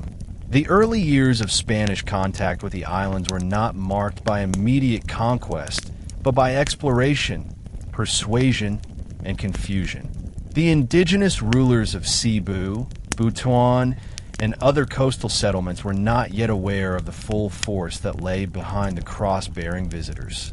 After Magellan's death in Mactan at the hands of Datalapu, the Spanish retreated temporarily. But they did not forget the archipelago. The expedition had proven the islands were rich in trade potential and dotted with loosely allied tribal kingdoms that could be divided and conquered. Within a few decades, Miguel Lopez de Legazpi would return, not just as an explorer, but as a colonizer with ships, soldiers, and missionaries. The strategy this time was more calculated. The Catholic missionaries were deployed strategically. Unlike the Tazig or Maguindanao warriors who fought invasions face-to-face, the Spaniards used a blend of diplomacy, conversion, and cunning alliances. Kingdoms like Cebu, Panay, and Manila were drawn into the Spanish orbit through baptism, treaties, and trade. With every successful alliance, the Spanish secured footholds from which they could launch further expeditions. They did not need to conquer all tribes directly. They needed only to dismantle existing tribal networks, one by one. Meanwhile, the Subanen continued their ancestral practices in Cagayan Valley, Iligan, Sindangan, and Zamboanga Peninsula. They noticed the changes on the coast. The once neutral sea routes now had Spanish galleons patrolling them. Traders began speaking of new taxes and church tithes. Native chiefs who once commanded power through lineage and spiritual authority were being replaced by local datas baptized and loyal to Spain. Slowly, the Subanen sphere of safety began to shrink, not because of war, but because of the colonial transformation of the cultural landscape around them. It is important to remember that during these decades, the Subanen were not passive. While they did not resist in large-scale battles like the Maranao or Tazig, they adopted a strategy of cultural preservation through seclusion. They moved further inland, maintained traditional rituals, and refused to allow missionaries into their inner territories. This silent resistance preserved the core of their identity even as lowland tribes were increasingly drawn into Spanish-style towns, churches, and governance. But the Spanish crown had long-term plans. It was not enough to convert kingdoms. They sought to reorganize the entire archipelago under a colonial government, administered by friars, backed by canons, and justified by the doctrine of Catholic universalism. This model, refined in Latin America, was now being applied to the Philippines. By the 1570s, the Spanish had already claimed Manila and Cebu as colonial centers and were turning their eyes to Mindanao and the remaining unconquered peoples. For the Subanen, the age of isolation was approaching its end. The forest could protect them only so long. Change was coming, not in the form of fire and blood, but in the form of churches, censuses, and taxes. The whisper of empire had turned into an echo, and the echo was getting louder. By the closing decades of the 1500s, the Spanish had made considerable progress in Luzon and the Visayas, establishing churches, colonial towns, and administrative units under the rule of the crown. However, as they turned their eyes toward the southern islands, they faced a different kind of resistance. Mindanao was not composed of fragmented barangays that could be subdued one by one. It was a patchwork of powerful, organized societies, some Islamic, others animist, who would not submit easily. Foremost among these were the Sultanate of Sulu and the Sultanate of Maguindanao. These were not mere tribal chiefdoms. They had centralized authority, diplomatic relations with neighboring Islamic kingdoms, and armies well-versed in defending their autonomy. The Spanish called these groups Moros, echoing their centuries-old struggle against the Moors in Spain. This framing turned the struggle into a religious and civilizational war in the minds of the colonizers. The Subanen, though not Muslim, were geographically positioned in a strategic zone between the expanding Spanish settlements in the Visayas and the fiercely resistant Muslim sultanates of the interior and coastal south. The port of Simbuingin, now Zamboanga City, once a neutral trade outpost of the Subanen, was now considered a military target by the Spaniards. If they could secure this point, they would gain a foothold into the western flank of Mindanao. In 1593, they began building fortifications along the Zamboanga Peninsula laying the groundwork for what would later become Fort Pilar. For the Subanen people, this intrusion was unprecedented. Spanish soldiers were unlike anything they had dealt with. They didn't come to trade or barter. They came to build, to measure land, to plant crosses, and to issue commands. The Subanen did not understand the Spanish language, laws, or religion, but they understood the threat to their way of life. The once open trade routes of the sea were now choked with foreign galleons. Christianized Visayan militias, loyal to Spain, began to accompany the soldiers, often occupying nearby land in the name of the church and the crown. At this time, the Subanen response remained deeply rooted in their values: shared land, communal decision-making, and spiritual harmony with nature. They did not have a central army like the Maguindanaoans. Instead, local Timues, chiefs, called for internal unity. In mountain councils and riverside gatherings, they reminded their people that their ancestors had survived floods, wars, and famines by holding fast to their customs and kinship bonds. But cracks were beginning to appear. Young Subanen men were increasingly drawn into conflicts, sometimes recruited by Spanish militias, other times by Muslim raiders. Some Subanen settlements along the coast became contested zones, caught between the Christian north and the Islamic south. This geopolitical squeeze put pressure on the Subanen to choose sides, though many sought only peace and the continuation of their quiet life. As the century closed, the Subanen realized they were no longer invisible. The forest paths they once called safe were being mapped. The riverbanks were being claimed. Their identity, once protected by distance and simplicity, was now under subtle siege, not just from foreign guns, but from foreign ideas.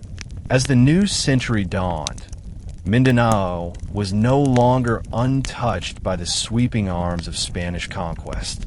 With Luzon and the Visayas gradually folded into the colonial administration, the Crown's gaze turned firmly to the south, not only to conquer it militarily, but to civilize it spiritually.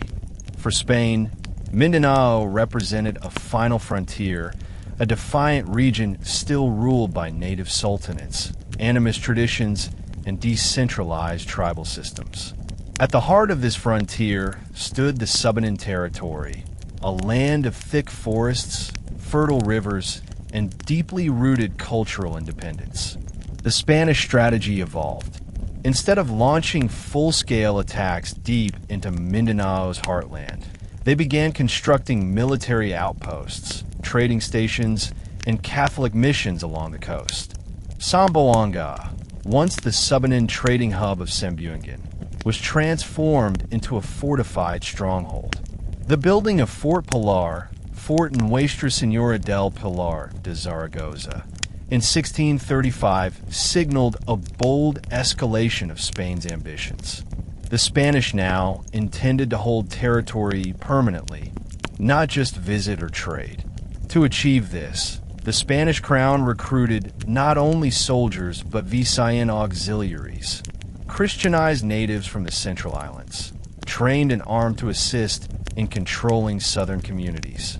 These Indio soldiers often knew the local terrain and language, but were loyal to their Spanish masters. This changed the balance of power. Tribal conflicts once handled through kinship diplomacy were now militarized, and those who resisted could be labeled rebels or heretics. The Subanen, by nature, were not an expansionist people. Their cultural structure revolved around ancestral stewardship of land, harmony with nature, and non-hierarchical governance. Each community had a Timue, or elder leader, who made decisions collectively with the people, not by decree. This system made them hard to subdue. They had no capital, no royal palace, no single target for foreign conquest. But the establishment of Fort Pilar changed the Subanen's reality.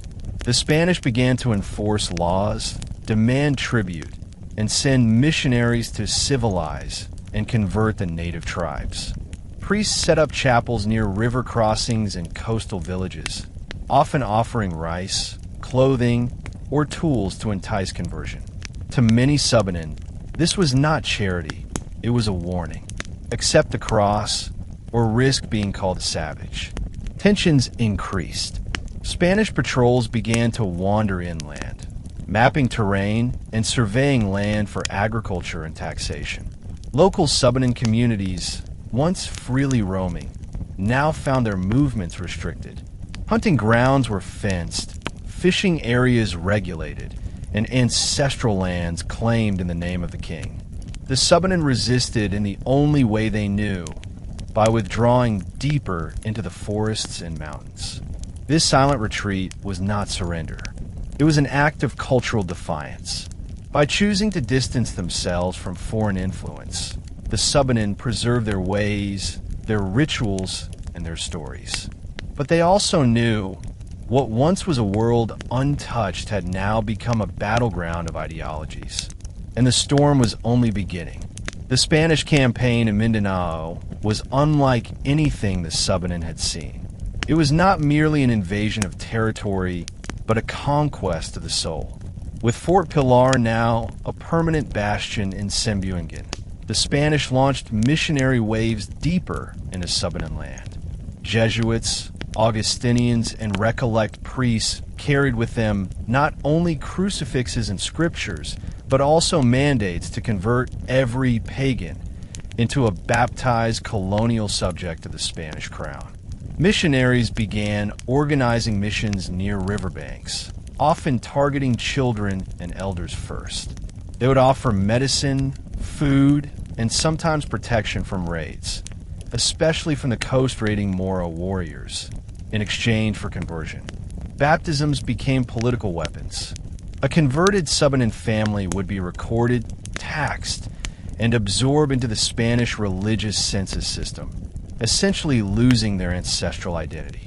Some Subanen, seeking peace or protection, accepted baptism, but not always willingly. To many, this external religion was alien. They had their own deities, the Dwada, their own rituals of thanksgiving and healing, and a cosmology that centered around nature, kinship, and ancestral spirits. The imposition of a European god who demanded submission through priests rather than reciprocity through elders was a cultural rupture. Resistance began not in grand battles, but in quiet defiance. Subanen communities that agreed to missions would secretly continue practicing indigenous rites at night or in hidden groves. When Spanish patrols demanded tribute, rice, timber, or chickens, Subanen would vanish into the forests, leaving only traces behind. They relied on their deep knowledge of terrain, often moving from one valley to another, never staying in a place long enough to be controlled. Simultaneously, a new threat emerged from the Muslim south. As Spain tried to fortify its hold on Zamboanga, the sultanates of Sulu and Maguindanao launched retaliatory raids. These were not just religious wars. They were wars of pride, territory, and sovereignty. Subanen villages, unfortunately, found themselves in the crossfire. Moros saw some Subanen groups as traitors for hosting Spanish priests, while Spanish authorities viewed unconverted Subanen as potential spies or rebels.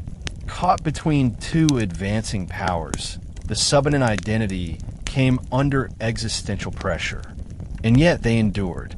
Subanen children continued to learn their chants, memorize their oral histories, and honor the spirits of the land. The people knew that resistance wasn't always armed. Sometimes it was simply remembering who you are when the world tries to make you forget. By 1650, many Subanen communities had retreated into the heart of the peninsula, forging new settlements away from colonial forts and warpaths. There, under the leadership of their Timues, they continued to practice cooperative land sharing, maintain peace pacts among clans, and raise generations who would carry the wisdom of the elders forward. But even as they preserved their soul, They knew the world around them was changing, and the tide was still rising. By the latter half of the 1600s, much of Mindanao had become a stage for clashing empires, faiths, and tribal survival. The Spanish had fortified their coastal presence in Zamboanga, while the Moro sultanates of Sulu and Maguindanao maintained fierce independence inland and across the Sulu Sea. But amidst this storm of colonization and counterattack, the Subanen remained rooted, not by submission, but by adaptation and wisdom. The Subanen strategy of survival was not built on warfare, but on avoidance, mobility, and spiritual unity. They understood the shifting tides of conquest and resisted being swept away by either sword or sermon. Where the Spanish built forts, the Subanen built river communities deeper inland. Where the Spanish documented territory through maps and censuses, the Subanen mapped their land through stories, trees, and memory. The mountain paths they used were known only to their own people, pathways of survival, inaccessible to both foreign soldier and missionary. Unlike the centralized Muslim sultanates, Subanen society remained acephalous, meaning without a king. Each clan governed itself, answering only to the Timue, a respected elder whose leadership was based not on power, but on wisdom and consensus. This decentralized system confused the Spanish, who often asked, "Where is your datu? Where's your king?" They didn't realize that Subanen law flowed from the community's shared memory, not from written edicts or royal seals. In these years, oral tradition became resistance. Subanen elders passed down epics about the great mountains, the talking animals, and the spirit guardians of the forest. These stories weren't just bedtime tales. They encoded environmental ethics, historical warnings, and moral values. Children grew up learning that the land was sacred, that rivers must be respected, and that trees were not to be cut without permission from the ancestors. Even trade was handled carefully. While the Spanish wanted to introduce currency and taxation, the Subanen preferred barter, valuing fairness and shared benefit over profit. Chinese jars, beads, iron blades, and even cloth were still traded, often through intermediaries. And when Christian settlers or converted tribes began pushing into the highlands, the Subanen would either retreat or negotiate peace pacts, never choosing aggression unless their territory or dignity was violated. However, the cost of independence was isolation.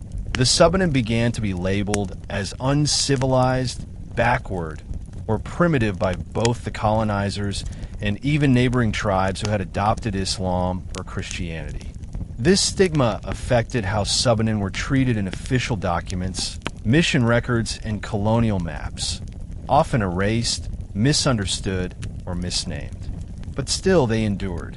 They endured because of their deep connection to land, to each other, and to their ancestral identity.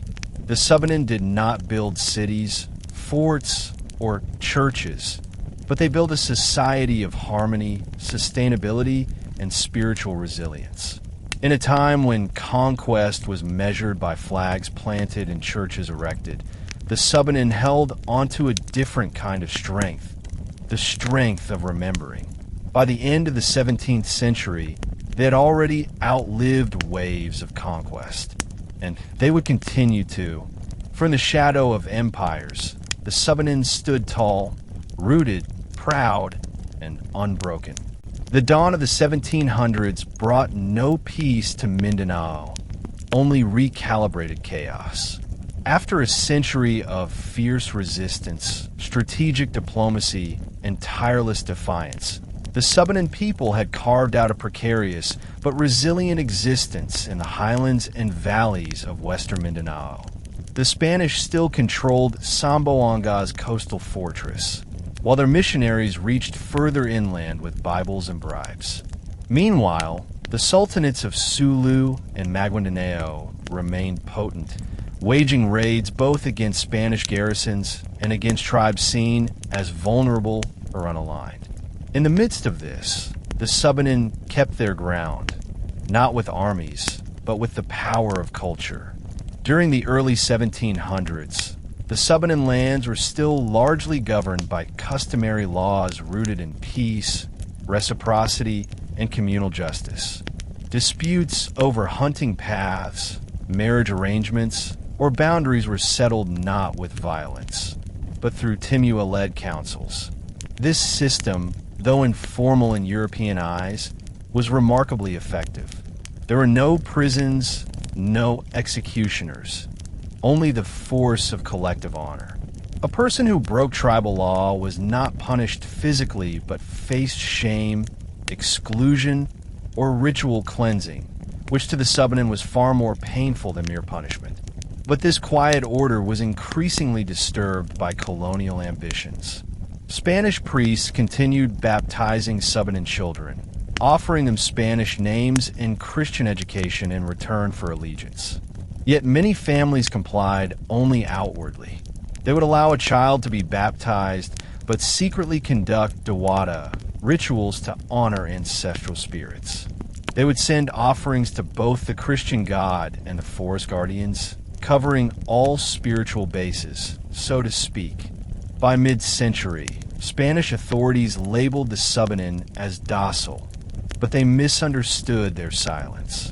It wasn't submission. It was strategy. The Subanen had learned that overt resistance led to war, and war led to displacement. So they stayed still, or at least they appeared to. Beneath the surface, the Subanen were preserving their language, performing their bucklog ceremonies in secret, and continuing to train children in oral history, not Spanish literacy. In this way, they created a double identity, one visible to outsiders, the other kept sacred within the tribe. But it wasn't just Spanish influence that challenged their way of life. As Moro raids intensified, particularly in the interior settlements, the Subanen were often forced to abandon entire villages overnight, moving deeper into forested zones or closer to allied tribes. They adopted more militant postures, training young men in jungle defense, arming with spears, and reintroducing militia traditions from centuries past. At this point, the Subanen were neither entirely isolated nor fully integrated.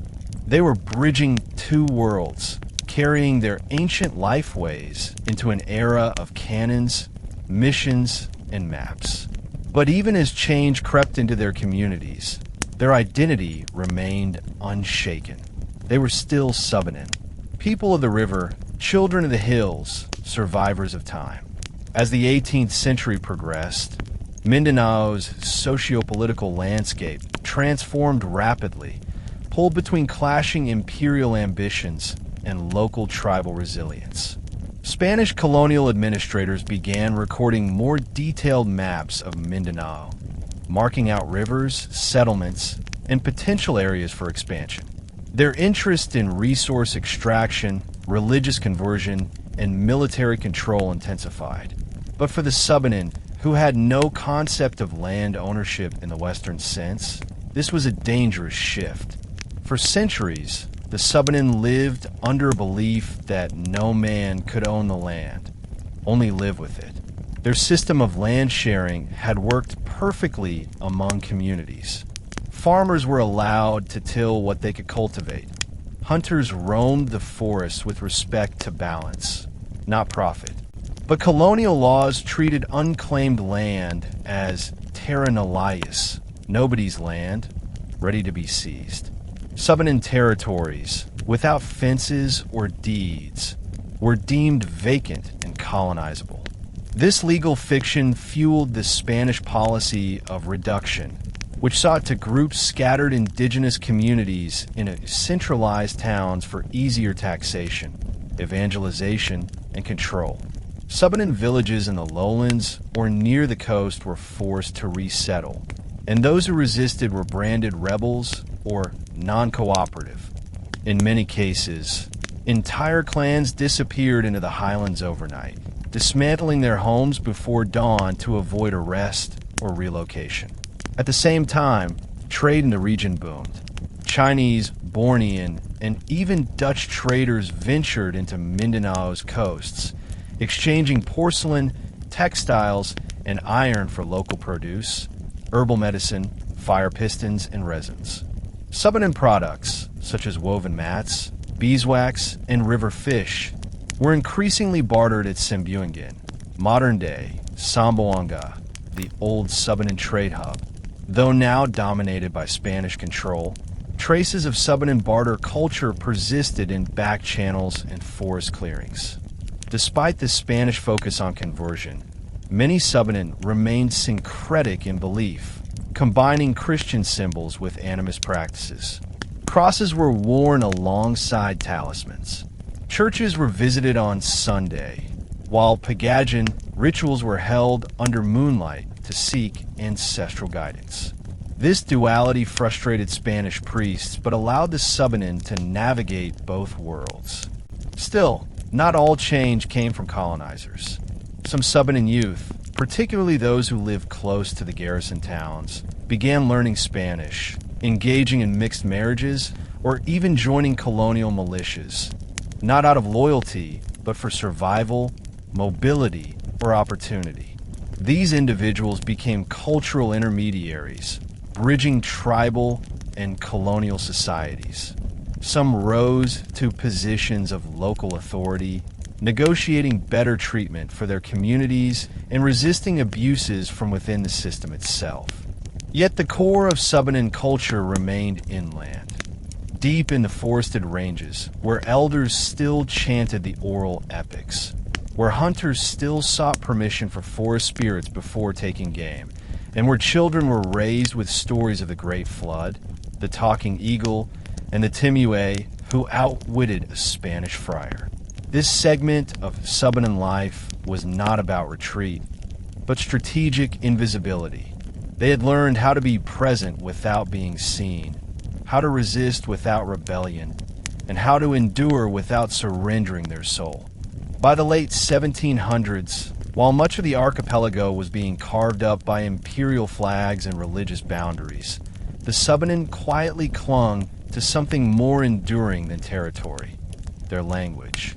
In every highland hut, beside every riverside hearth, and within every bucklog ceremonial ground, the Subanen tongue flowed from elder to child.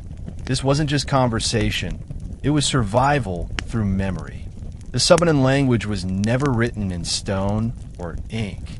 Instead, it lived in stories, in chants, riddles, laments, lullabies, and legends passed down by voice and performance. This oral transmission wasn't accidental. It was intentional, sacred, and symbolic. To forget a story was to dishonor the ancestors. To misquote an epic was to lose a piece of the tribe's soul. This is how, despite colonial erasure and migration pressures, the Subanen worldview endured through sound, repetition, and reverence. In every Subanen hamlet, the Balian, or traditional spiritual guides, played a central role in preserving not just ritual practices, but entire genealogies. They could recite, from memory, the lineage of leaders stretching back hundreds of years, detailing the great floods, the celestial dreams, and the wars with metal-skinned invaders. These were not mere myths. They were cultural blueprints embedding moral lessons, environmental ethics, and tribal codes. As literacy spread through missionary schools, many tribal youths began learning to read and write in Spanish or Visayan dialects, but few had the opportunity to document their own heritage. Why? Because Subanen history was never meant to be owned or institutionalized. It was shared in breath, carried through generations, and protected through ritual boundaries. When outsiders demanded documentation, the Subanen often declined, not out of ignorance, but protection. They knew that what is written can be stolen, but what is lived and remembered by the people remains untouchable. This sacred oral tradition also served as a political weapon. Spanish officials and even American administrators who came later were often baffled at how such an unorganized group could maintain such consistent communal law. What they didn't see was the invisible framework of ancestral memory, passed from one Timue to the next, creating a living constitution stronger than any legal charter. Elders enforced the law not through punishment, but by reminding younger generations of their story, the story of how they survived, why they must endure, and who they are meant to be. Thus, even without an army or centralized capital, the Subanen were never truly conquered. While other groups were cataloged, baptized, and conscripted, the Subanen remained self-rooted, clinging to their language as resistance, their stories as shields, and their rituals as rebellion. They became a nation of memory, resilient in silence. A people who understood that history was not written by victors, it was sung by survivors. By the dawn of the 20th century, the Spanish had all but lost their grip on the Philippine archipelago. The 1898 Treaty of Paris formally handed over the islands from Spain to the United States. While the document was signed far away in Paris, its consequences reached the forests of Mindanao with stunning force. For the Subanen people, the century-old threats of forced religion and resettlement under the Spanish now morphed into new and more subtle dangers under the Americans: bureaucracy, taxation, and territorial mapping. Unlike the Spanish, who came with crosses and swords, the Americans arrived with schools, roads, and land surveys. At first, many tribal groups welcomed these developments. Roads brought access to markets. Education gave some tribal youth opportunities to rise in colonial bureaucracy. But buried beneath these modern amenities was a hidden cost: the slow erasure of tribal autonomy and ancestral boundaries. The Americans implemented a law known as the Public Land Act of 1903, which required individuals to formally register land if they wished to keep it. To the Subanen, this was absurd. For generations, their land had been held in common, shared by the community, managed through custom and consensus. Now, they were told to prove their ownership with papers, signatures, and property titles, tools of a system they neither invented nor believed in, as many Subanen did not register their lands, either due to lack of information, mistrust, or philosophical resistance. The government declared vast areas as public domain. These lands were then made available to settlers, developers, and logging companies. The effect was displacement without warfare. Subanen families who had lived in the same valley for centuries suddenly found their farms marked for clearing or acquisition by outsiders. Meanwhile, American educators and Protestant missionaries set up civilization schools to teach English, arithmetic, hygiene, and civic duty. They called this process benevolent assimilation, but in practice, it often involved cutting children's hair, banning native language in classrooms, and punishing the performance of tribal rituals. The very essence of Subanen identity, oral tradition, belief in ancestral spirits, communal law, was deemed backwards. Still, not all was lost. Some Subanen leaders, Timue and Bay alike, adapted to the new landscape. A few learned English, signed treaties, attended town meetings, and fought to reclaim their ancestral land through the courts. Others turned inward, relocating their communities even deeper into the highlands to preserve their way of life untouched. The American era was different from the Spanish in many ways, but the underlying theme remained. The transformation of Mindanao was being decided without the consent of its native stewards, and the Subanen once again had to decide: adapt, resist, or vanish. They chose the same path their ancestors had: to endure. Following the introduction of the Public Land Act, Mindanao became a prime target for migration, encouraged by the American colonial government and later by the post-war Manila administrations. Settler caravans from Luzon and the Visayas, comprising Ilocanos, Cebuanos, Hiligaynons, and Waris, were transported into Mindanao with promises of free fertile land. What the government didn't emphasize was that this free land had already been home to tribes like the Subanen for generations. In the 1930s and continuing into the 1950s and 60s, massive waves of settlers were given titles to land Subanen never thought needed titling.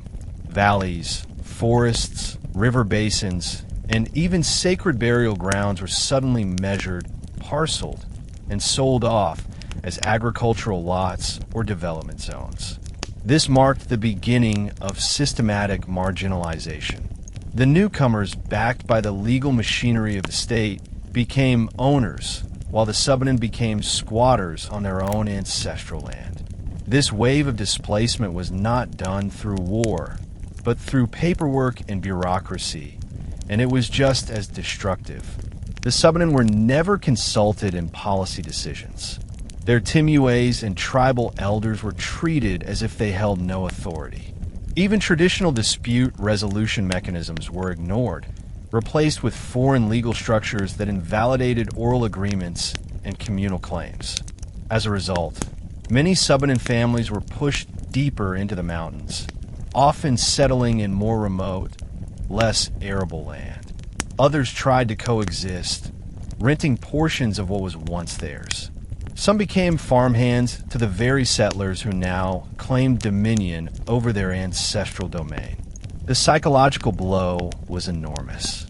Subanen children grew up watching their ritual grounds turned into rice fields, their forest trails paved over, their sacred springs pumped dry. During this time, Subanen resistance took new forms. There were no longer armed militias like in the days of Ozami's militancy, but instead a spiritual resistance emerged. Balian, tribal shamans, held secret rituals in caves and hidden groves. Oral epics were still taught, but whispered. Some even pretended to be part of settler churches during the day, but gathered by night to commune with ancestral spirits. It was during these dark decades that the Subanen learned perhaps the hardest lesson of their long history. You can lose your land, your law, and even your name in the eyes of others, but as long as you remember who you are, you remain unbroken. This wasn't just survival. This was cultural resistance in its purest form. And in that resistance, a seed was planted, the beginning of a future awakening that would take root in the generations to come. By the late 20th century, much of the Philippine national narrative had been written without the Subanen voice. In textbooks, television, and government records, Mindanao was described as a land of Muslim rebels or frontier Christian settlers, while the non-Muslim indigenous peoples, especially the Subanen, were made invisible. This was not merely an omission. It was a form of cultural erasure. The lands were taken, the names were rewritten, and the tribal history was overwritten by the agendas of colonizers and modern state builders. In cities like Zamboanga, Dipolog, and Ozamis, once the heartland of Subanen civilization, the urban landscapes had changed.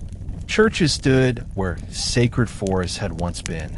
Concrete roads carved through ancestral lands. The young Subanen born in the 1980s and 1990s were raised in a world where being modern meant speaking Visayan or Tagalog, wearing Western clothes, and forgetting the old dances and chants. A whole generation was at risk of forgetting who they truly were. And yet, even in silence, Subanen identity was not dead. It had only gone underground. In the remote ridges of the Zamboanga Peninsula, in the shaded valleys of Misamis Occidental, in the banks of Sindangan and Salug rivers, the elders remembered. The oral epics, Gumin, the sacred songs, The genealogies of Timues were still passed down to children who listened under moonlit skies. During festivals, some families still performed the bucklog, the Subanen Thanksgiving ritual, though it was now more private, hidden for the curious gaze of outsiders who might see it as superstition or backwardness. Even with minimal state support, tribal schools and cultural centers began sprouting in the 1990s and early 2000s, built with the help of local NGOs, elders, and educators who knew that cultural extinction was a real threat. At the same time, the legal concept of ancestral domain emerged, thanks to decades of advocacy by Lumad groups across Mindanao. The Indigenous Peoples' Rights Act, IPRA, of 1997 was seen as a breakthrough. It formally recognized the rights of indigenous groups like the Subanen to their ancestral lands, governance systems, and culture. But the fight wasn't over. Bureaucratic delays, corruption, and resistance from landowners made implementation slow. Still, it was the beginning of hope. Hope that Subanen children could grow up knowing their real history. Hope that the tribal identity would no longer be something to hide. Hope that the legacy of their ancestors, those who never gave up, would be honored at last. This wasn't merely a memory of the past. This was a claim to the future. As the 21st century dawned, a quiet but powerful cultural revival began among the Subanen people. No longer content with being footnotes in national history, Subanen leaders, educators, and youth began asserting their identity, heritage, and land rights. The call was simple but deep. Let us remember who we are before the world forgets. The early 2000s saw the emergence of Subanen cultural mapping efforts.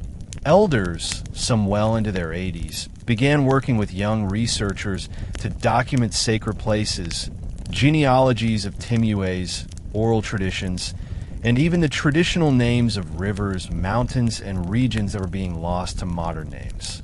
The bucklog ritual was declared by UNESCO as a masterpiece of the oral and intangible heritage of humanity, which gave the tribe international recognition. But the recognition came with a warning. If not actively practiced and protected, these traditions could vanish within a generation. This era also saw a shift in education. Schools established in Subanen areas began introducing mother tongue-based multilingual education, TBMLE, policies. That meant children could learn to read and write in Subanen language, not just Filipino or English. For the first time in decades, Subanen became a medium of instruction, not just a language spoken at home. This was revolutionary. It allowed children to grow up proud of their roots and to understand their history not as outsiders, but as descendants of warriors, farmers, shamans, and traders who once shaped the cultural backbone of Mindanao. Moreover, with mobile phones and social media becoming accessible in remote areas, young Subanens started creating Facebook groups, YouTube videos, and TikToks in Subanen dialects. What was once considered tribal or backward became a badge of pride. Storytelling, tribal dance, and even traditional weaving were now being live-streamed, shared, and celebrated online. This was not just preservation, it was digital resistance and digital revival. One of the most profound aspects of this cultural awakening was the rise of young Subanen leaders who ran for barangay, municipal, and even provincial office. With cultural integrity as their core message, they pushed for more IP representation in government, anti-discrimination laws, and ancestral domain protection. They were not just politicians. They were custodians of heritage, standing at the intersection of tradition and modernity. This is the story of a people who refused to disappear. A people who rose not in rebellion, but in remembrance. And in remembering, they began rewriting their future. The concept of ancestral domain, a term now familiar in indigenous advocacy, has become a vital lifeline for the Subanen people. Through the Indigenous Peoples' Rights Act, IPRA, of 1997, the Philippine government acknowledged that indigenous communities like the Subanen have a right to own, govern, and preserve their ancestral territories. However, turning those rights into reality has not been easy. The legal recognition of land did not automatically protect it from outside exploitation. In many areas of Zamboanga Peninsula, especially in the uplands of Sindangan, Katipunan, Lakewood, and Sion, corporations, landlords, and private claimants began aggressively fencing off areas rich in timber, minerals, or fertile soil.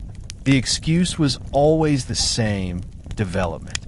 Logging concessions were handed out, mining permits were approved, and agribusiness ventures expanded into tribal land.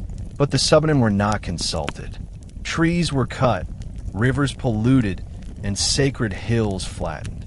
This intrusion triggered a new wave of legal resistance. Subanen leaders began filing CADT, Certificate of Ancestral Domain Title, applications. The process was complex, expensive, and often delayed.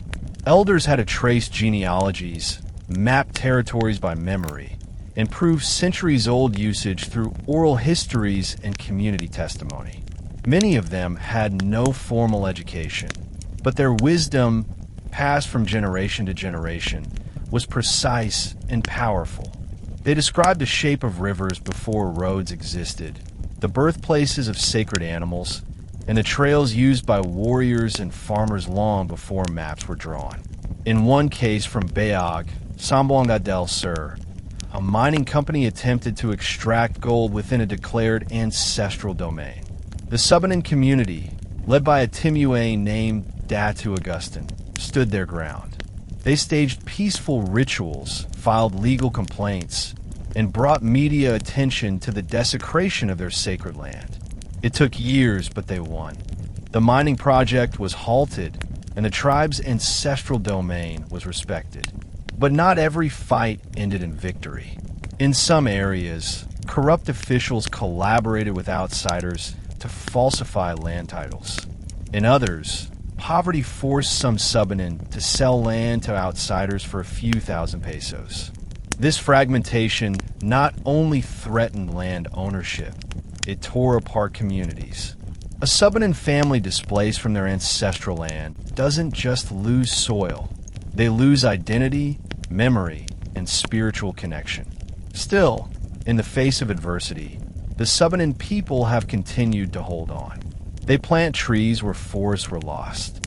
They educate their children about their rights. They perform rituals on lands under threat to spiritually reclaim them.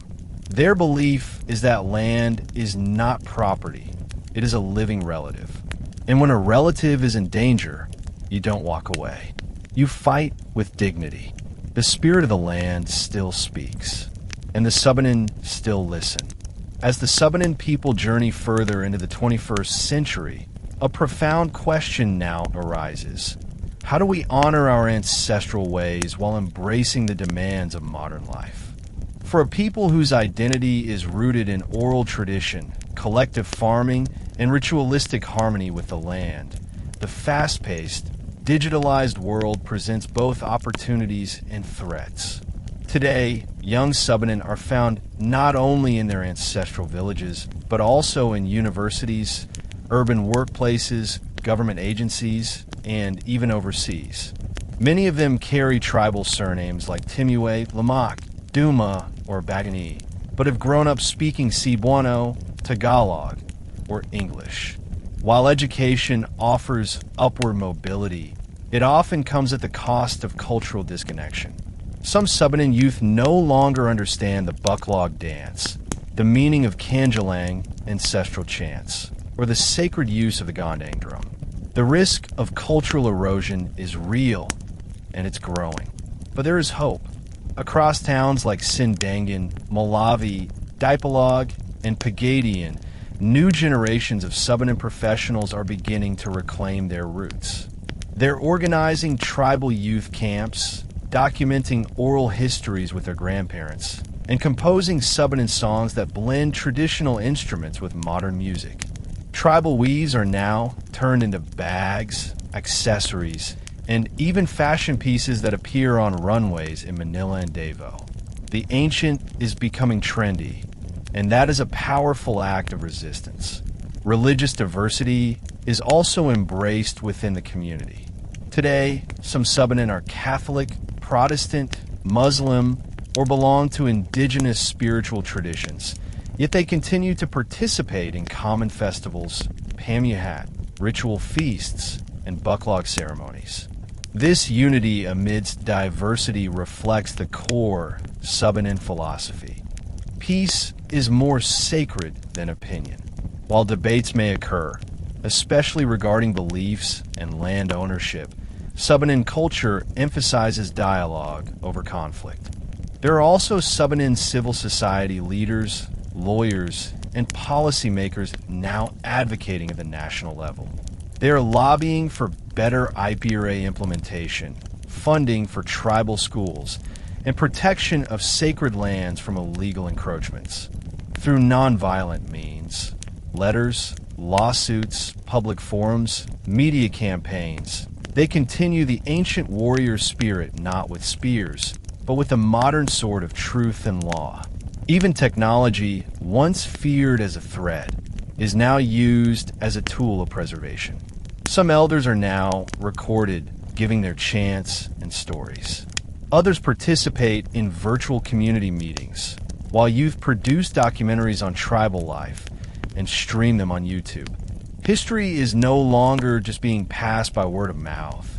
It's being digitally archived for the world to hear. This new generation of Subanen stands in between worlds. One foot in tradition, the other in modernity. They are the bridge, and they're building it with pride.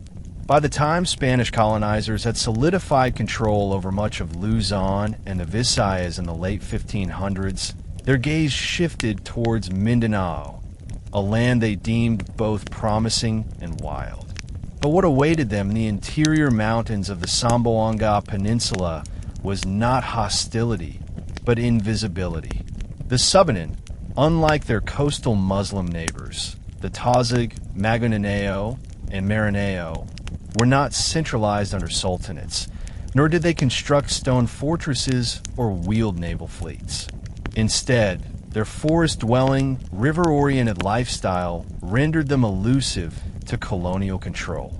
Spanish friars who ventured into the interior during the 1600s wrote of gentle animists who practiced anitos, spirit worship, and celebrated pamuhat feasts. However, they also noted the Subanen's resistance to conversion. While the Spanish built churches and military outposts in towns like Dapitan and Zamboanga, then Sambuangan, they failed to penetrate the spiritual world of the Subanen.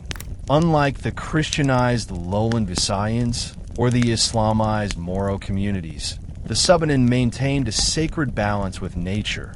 Bathala and the spirits of the land remained their guiding force. It is important to note that Subanen resistance was passive but persistent. Their laws did not encourage war, but disobedience to tyranny.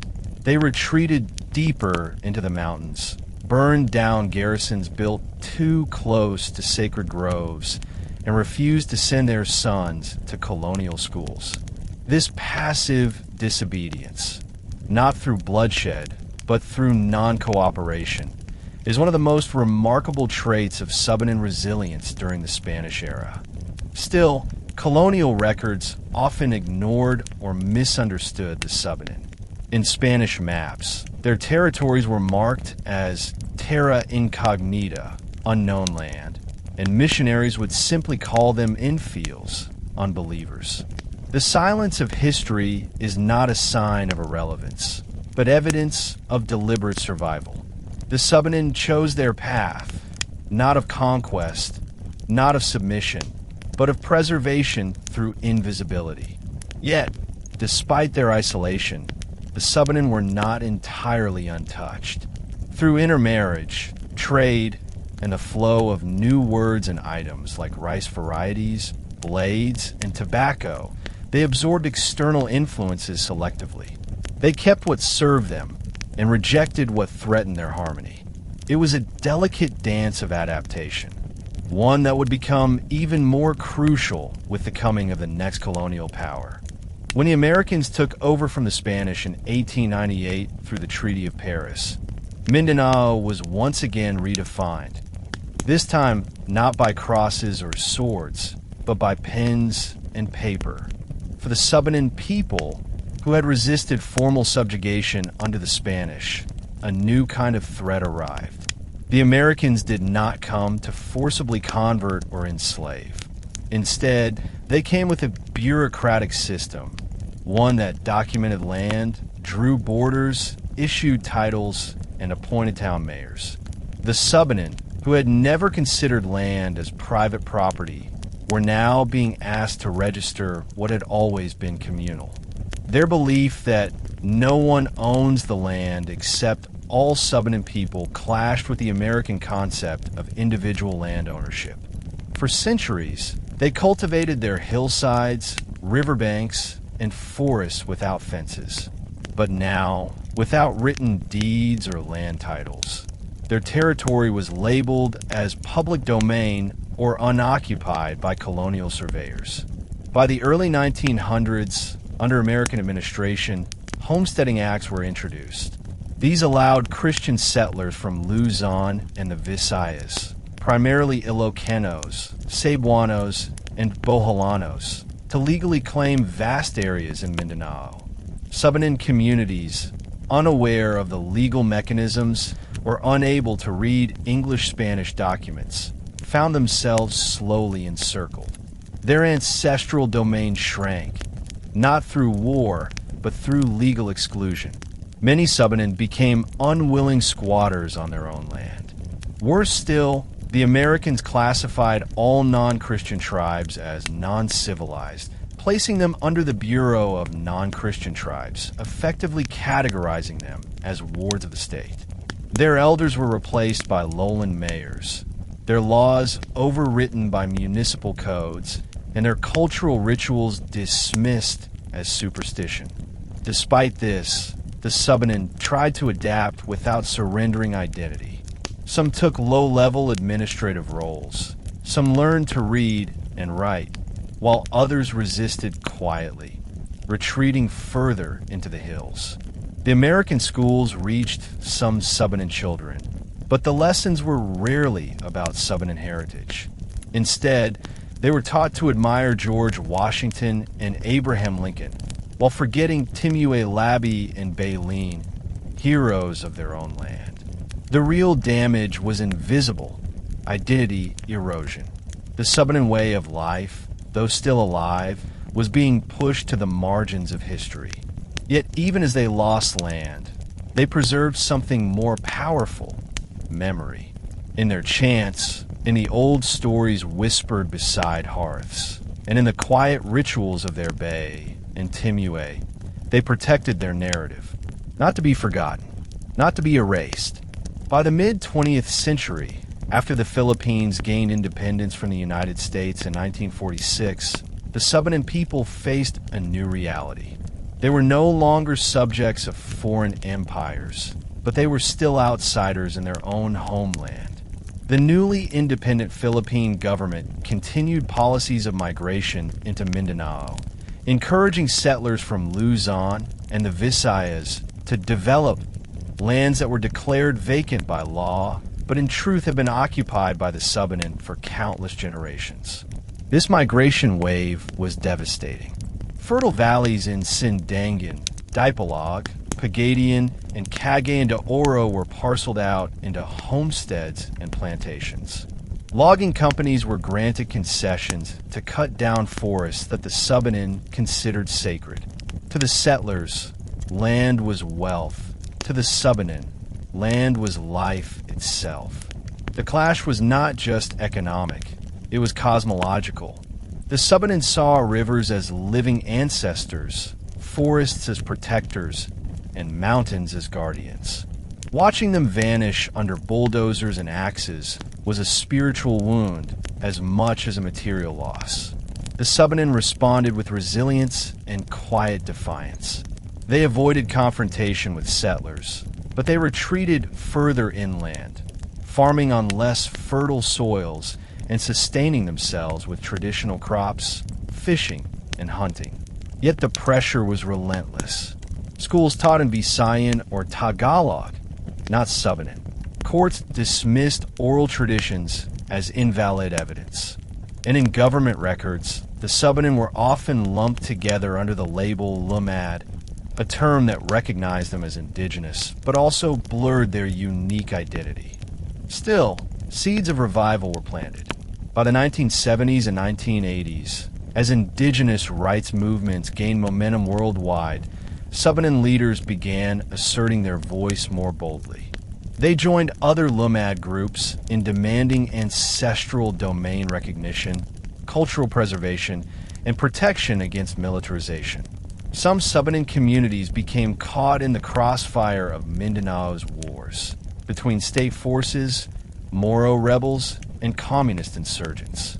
Yet through all of this, they clung to neutrality, remembering their ancient law. No one is the owner of the land, except all of us together. The late 20th century was also when Bucklog, the great Subanen Thanksgiving ritual, resurfaced with renewed pride.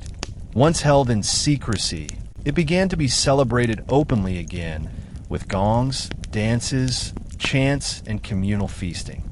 UNESCO recognition in later decades affirmed its global value, but for the Subanen, its worth was never in external validation. It was proof that despite centuries of erasure, their spirit remained unbroken.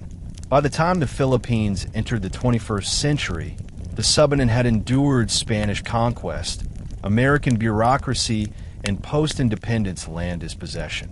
Yet they still existed, a people of rivers, forests, and memory. Their struggle had shifted from mere survival to the battle for recognition.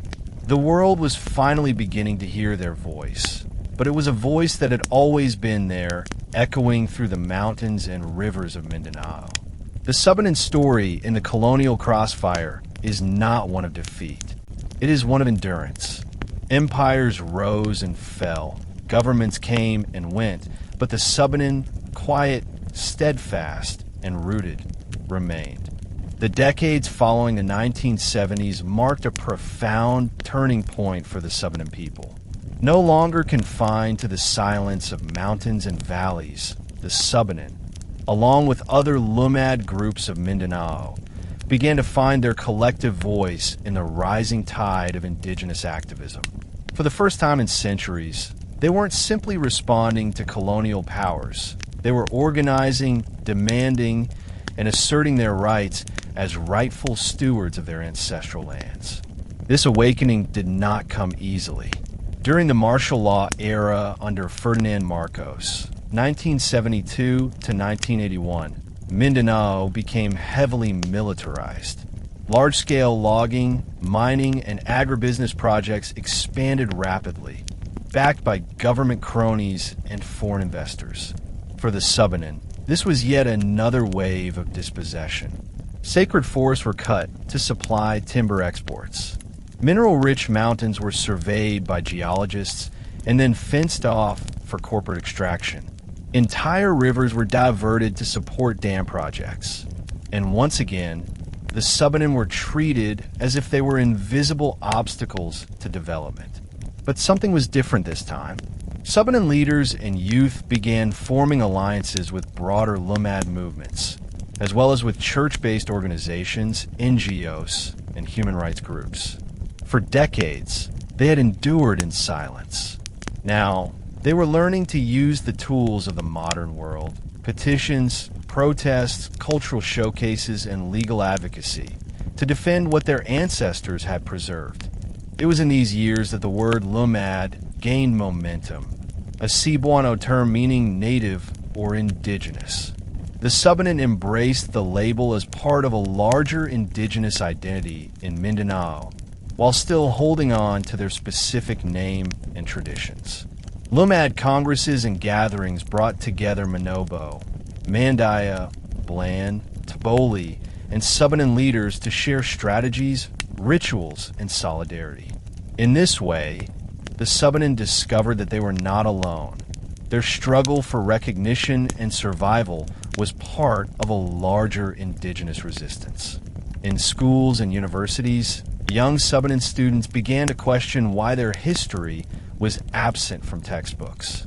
Why were their ancestors not mentioned when the lands they lived on were central to the nation's story? These questions gave rise to cultural renewal programs. Subanen dances, chants, and oral histories were revived not only in villages, but also in classrooms, town halls, and even national conferences. By the late 20th century, Subanen advocacy had moved from local mountainsides to international platforms. Their rituals were documented by anthropologists, their leaders invited to human rights forums, and their plight recognized by global institutions. Yet, the heart of their movement was not global recognition. It was the simple right to live with dignity on their ancestral land. The awakening of the Subanen during this period can be summarized in one phrase: from margins to movements. They were no longer invisible. They were no longer silent. The rivers still carried their songs, but now the world was finally beginning to listen. As the 20th century drew to a close and the 21st century began, the Subanen once again found themselves in the middle of a battle for survival. This time not against swords or colonial maps, but against corporate greed and state-backed exploitation. The wealth of their homeland, its timber, gold, copper, nickel, and fertile soil, became both a blessing and a curse. For outsiders, it was an opportunity. For the Subanen, it was a threat to their very existence. Logging companies, granted permits by Manila-based elites, stripped vast swathes of Zamboanga's forests. Trucks rumbled through lands where sacred groves once stood, carrying centuries-old trees to ports for export. Rivers that once ran clear turned muddy. Fish populations dwindled, and hunting trails disappeared. For a people whose law was harmony with nature, this destruction was not just environmental, it was spiritual violence. Then came the mining corporations. Survey teams arrived with machines, blueprints, and promises of jobs. They marked hillsides with stakes and red paint, claiming them as future mining concessions. To the Subanen, these were not hills. They were ancestral guardians, homes of spirits, burial sites of elders, and sources of life. But in official documents, they were nothing more than resource blocks to be developed. Some Subanen communities resisted fiercely. In the late 1990s and early 2000s, several Timues led protests against mining in Zamboanga del Sur and Zamboanga del Norte. They marched to municipal halls, carried placards, and performed rituals at threatened sites. Their chants echoed an ancient truth: the land is our mother. If you kill her, you kill us. These protests drew national and even international attention. Human rights groups and church organizations joined the call, amplifying the Subanen struggle. But resistance came at a cost. Some leaders were harassed, threatened, and even killed. Paramilitary groups and armed guards were deployed to protect mining sites. Divisions spread as some families, driven by poverty, accepted offers from companies, jobs, housing, or meager compensation, while others stood firm in opposition. This created rifts within communities, weakening their collective stance. In the midst of these struggles, the Indigenous Peoples' Rights Act, IPRA, of 1997 offered hope. It promised certificates of ancestral domain title, CADT, to indigenous groups, formally recognizing their ownership of ancestral lands.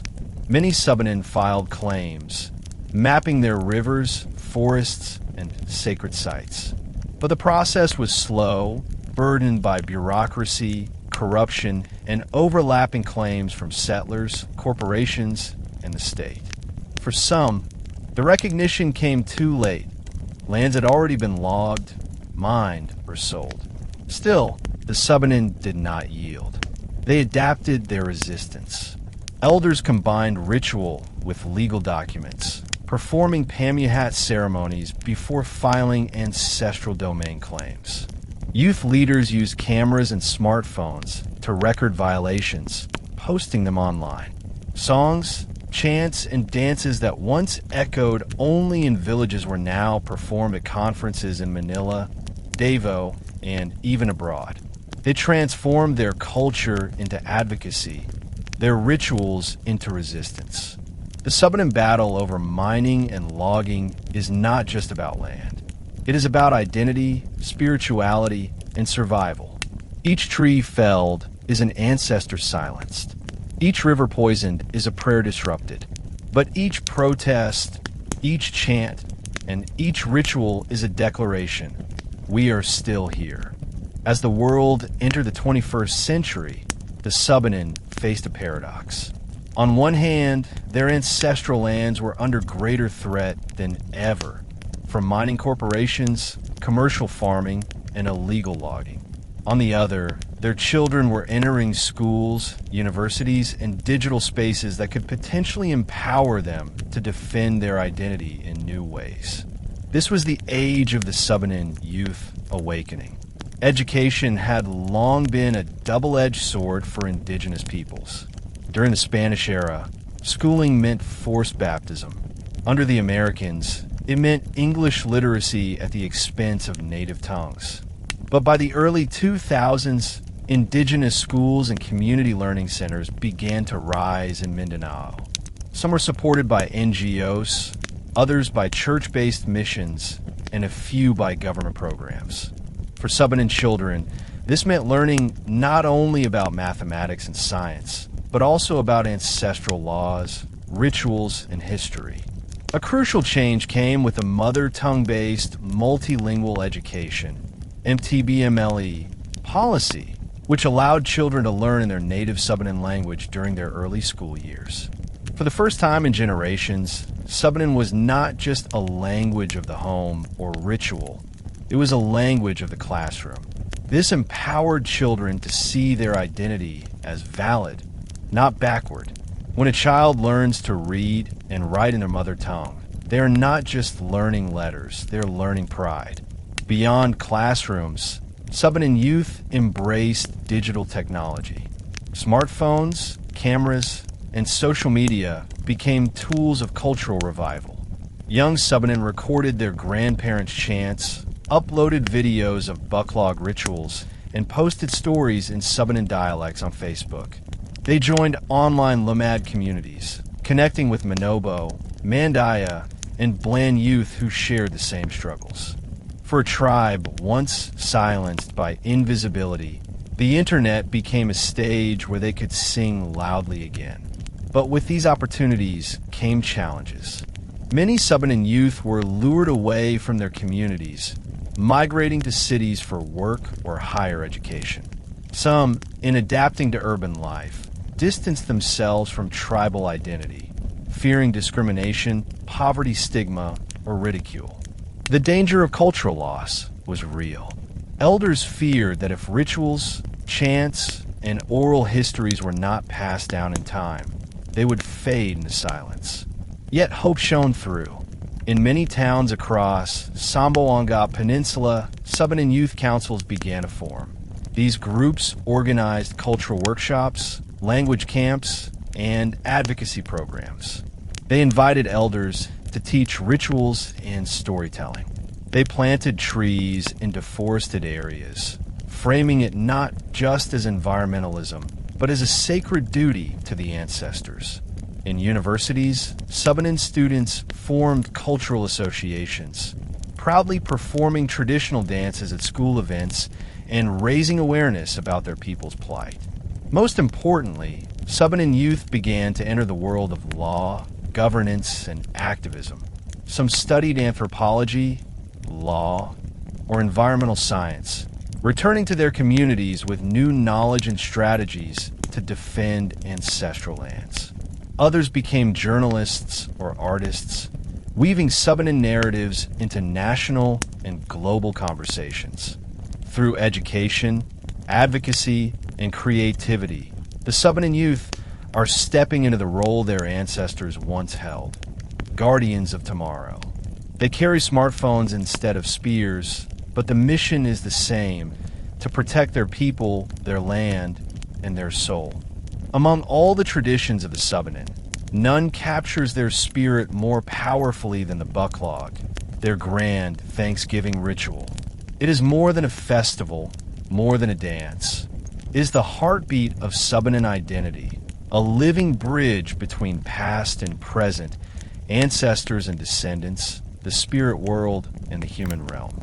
UNESCO has recognized bucklog as part of the intangible cultural heritage of humanity, but for the Subanen, it has always been something far more intimate, the very essence of who they are.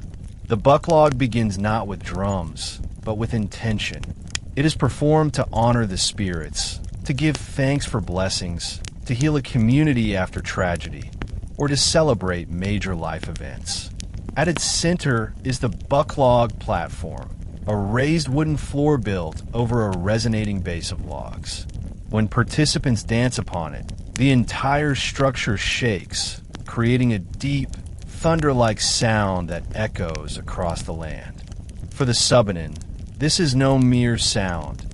It is the voice of the earth itself, awakened through rhythm and movement.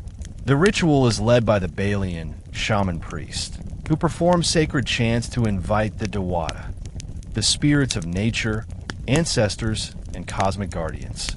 These chants can last for hours, weaving myth, prayer, and poetry into a single breath. Every chant reminds the people of their history. Floods survived, wars endured, harvests reaped, and ancestors honored. Children watch closely, absorbing lessons that no textbook could teach. The community gathers in vibrant attire, with women wearing beadwork and men carrying symbolic weapons or instruments. Food is prepared collectively: rice, root crops, and forest offerings placed upon altars. No one eats until the spirits are fed first. This reflects a core Subanen value. Humans are not owners of the world, but caretakers who must always give back. The bucklog is not only spiritual, it is deeply social. It reaffirms community ties, settles disputes, and strengthens kinship bonds. Families reconcile during the ritual, feuds are symbolically ended, and new alliances forged. In a society without centralized kings or armies, the bucklog functions as both parliament and parliament of the soul. Colonizers once dismissed the bucklog as mere superstition. Spanish priests tried to ban it, branding it pagan. American teachers ignored it, insisting on Western ceremonies. Even modern settlers sometimes mocked it as primitive. Yet the bucklog endured.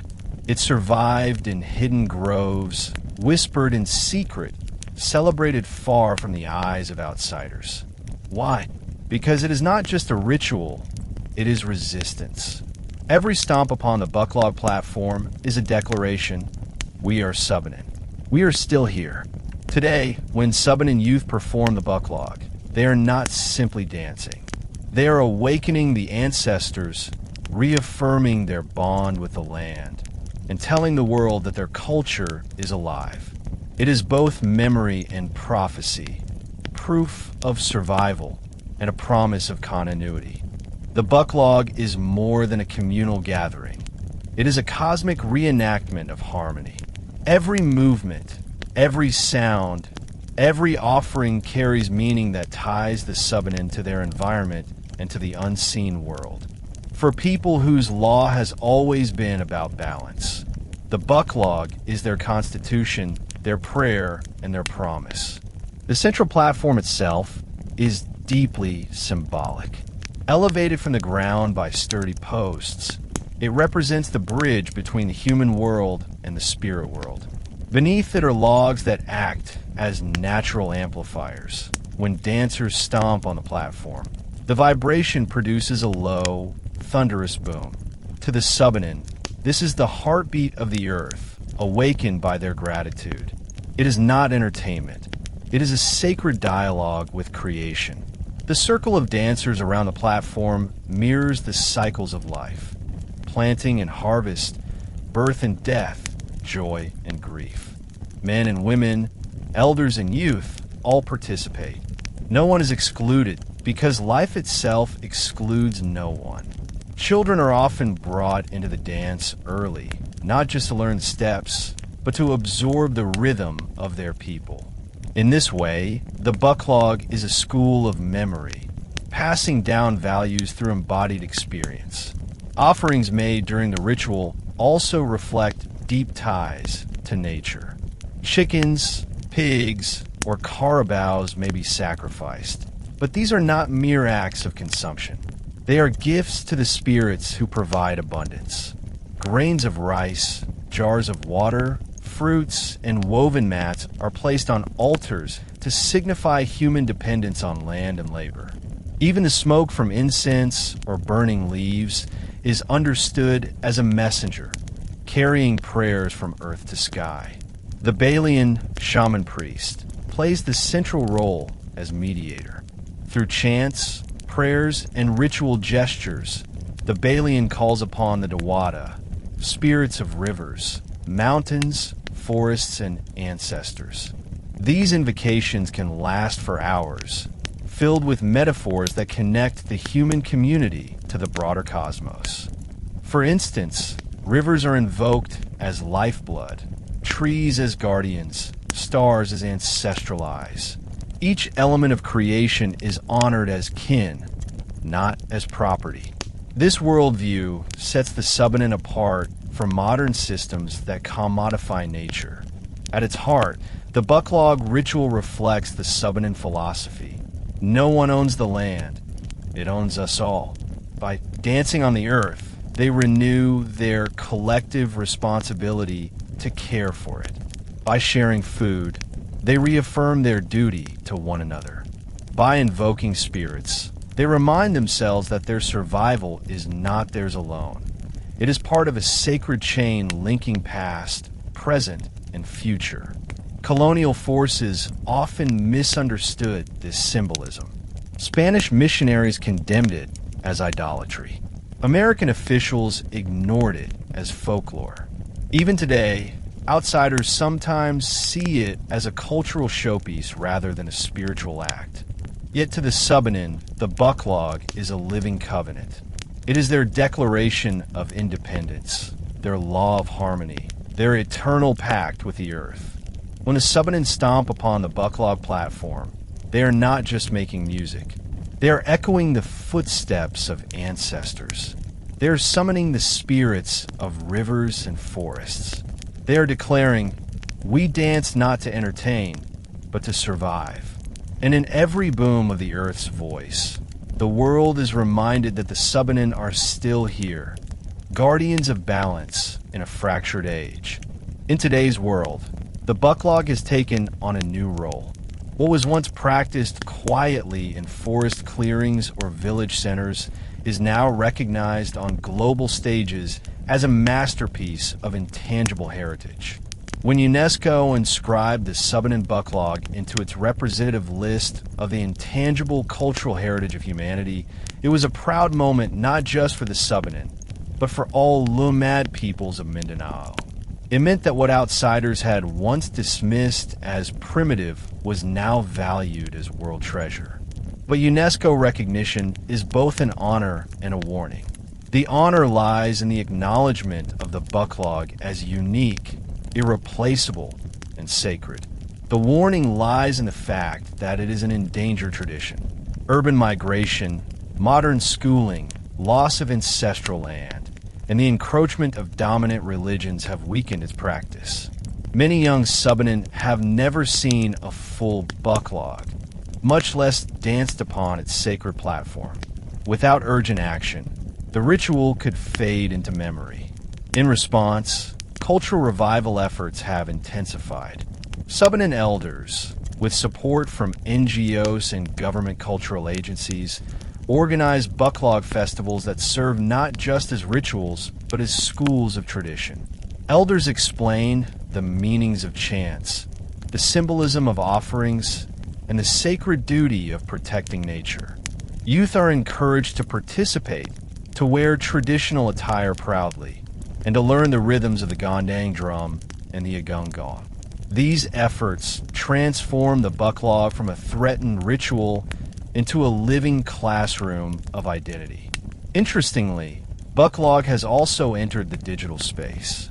Videos of ceremonies circulate on social media, watched by Subanen who live in faraway cities or even abroad. Some young people remix traditional Bucklog rhythms into contemporary music, blending the ancient with the modern.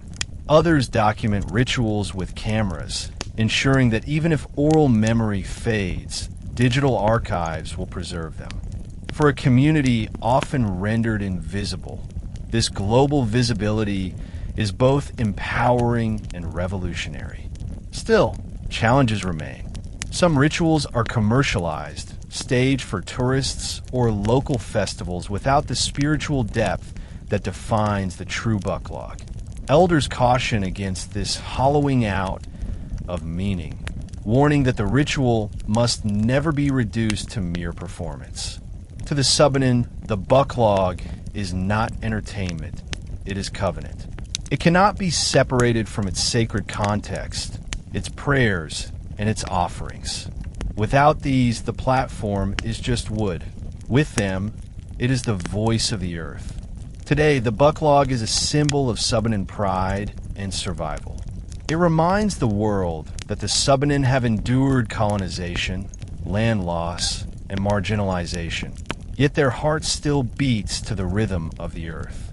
It tells every Subanen youth, you are not forgotten.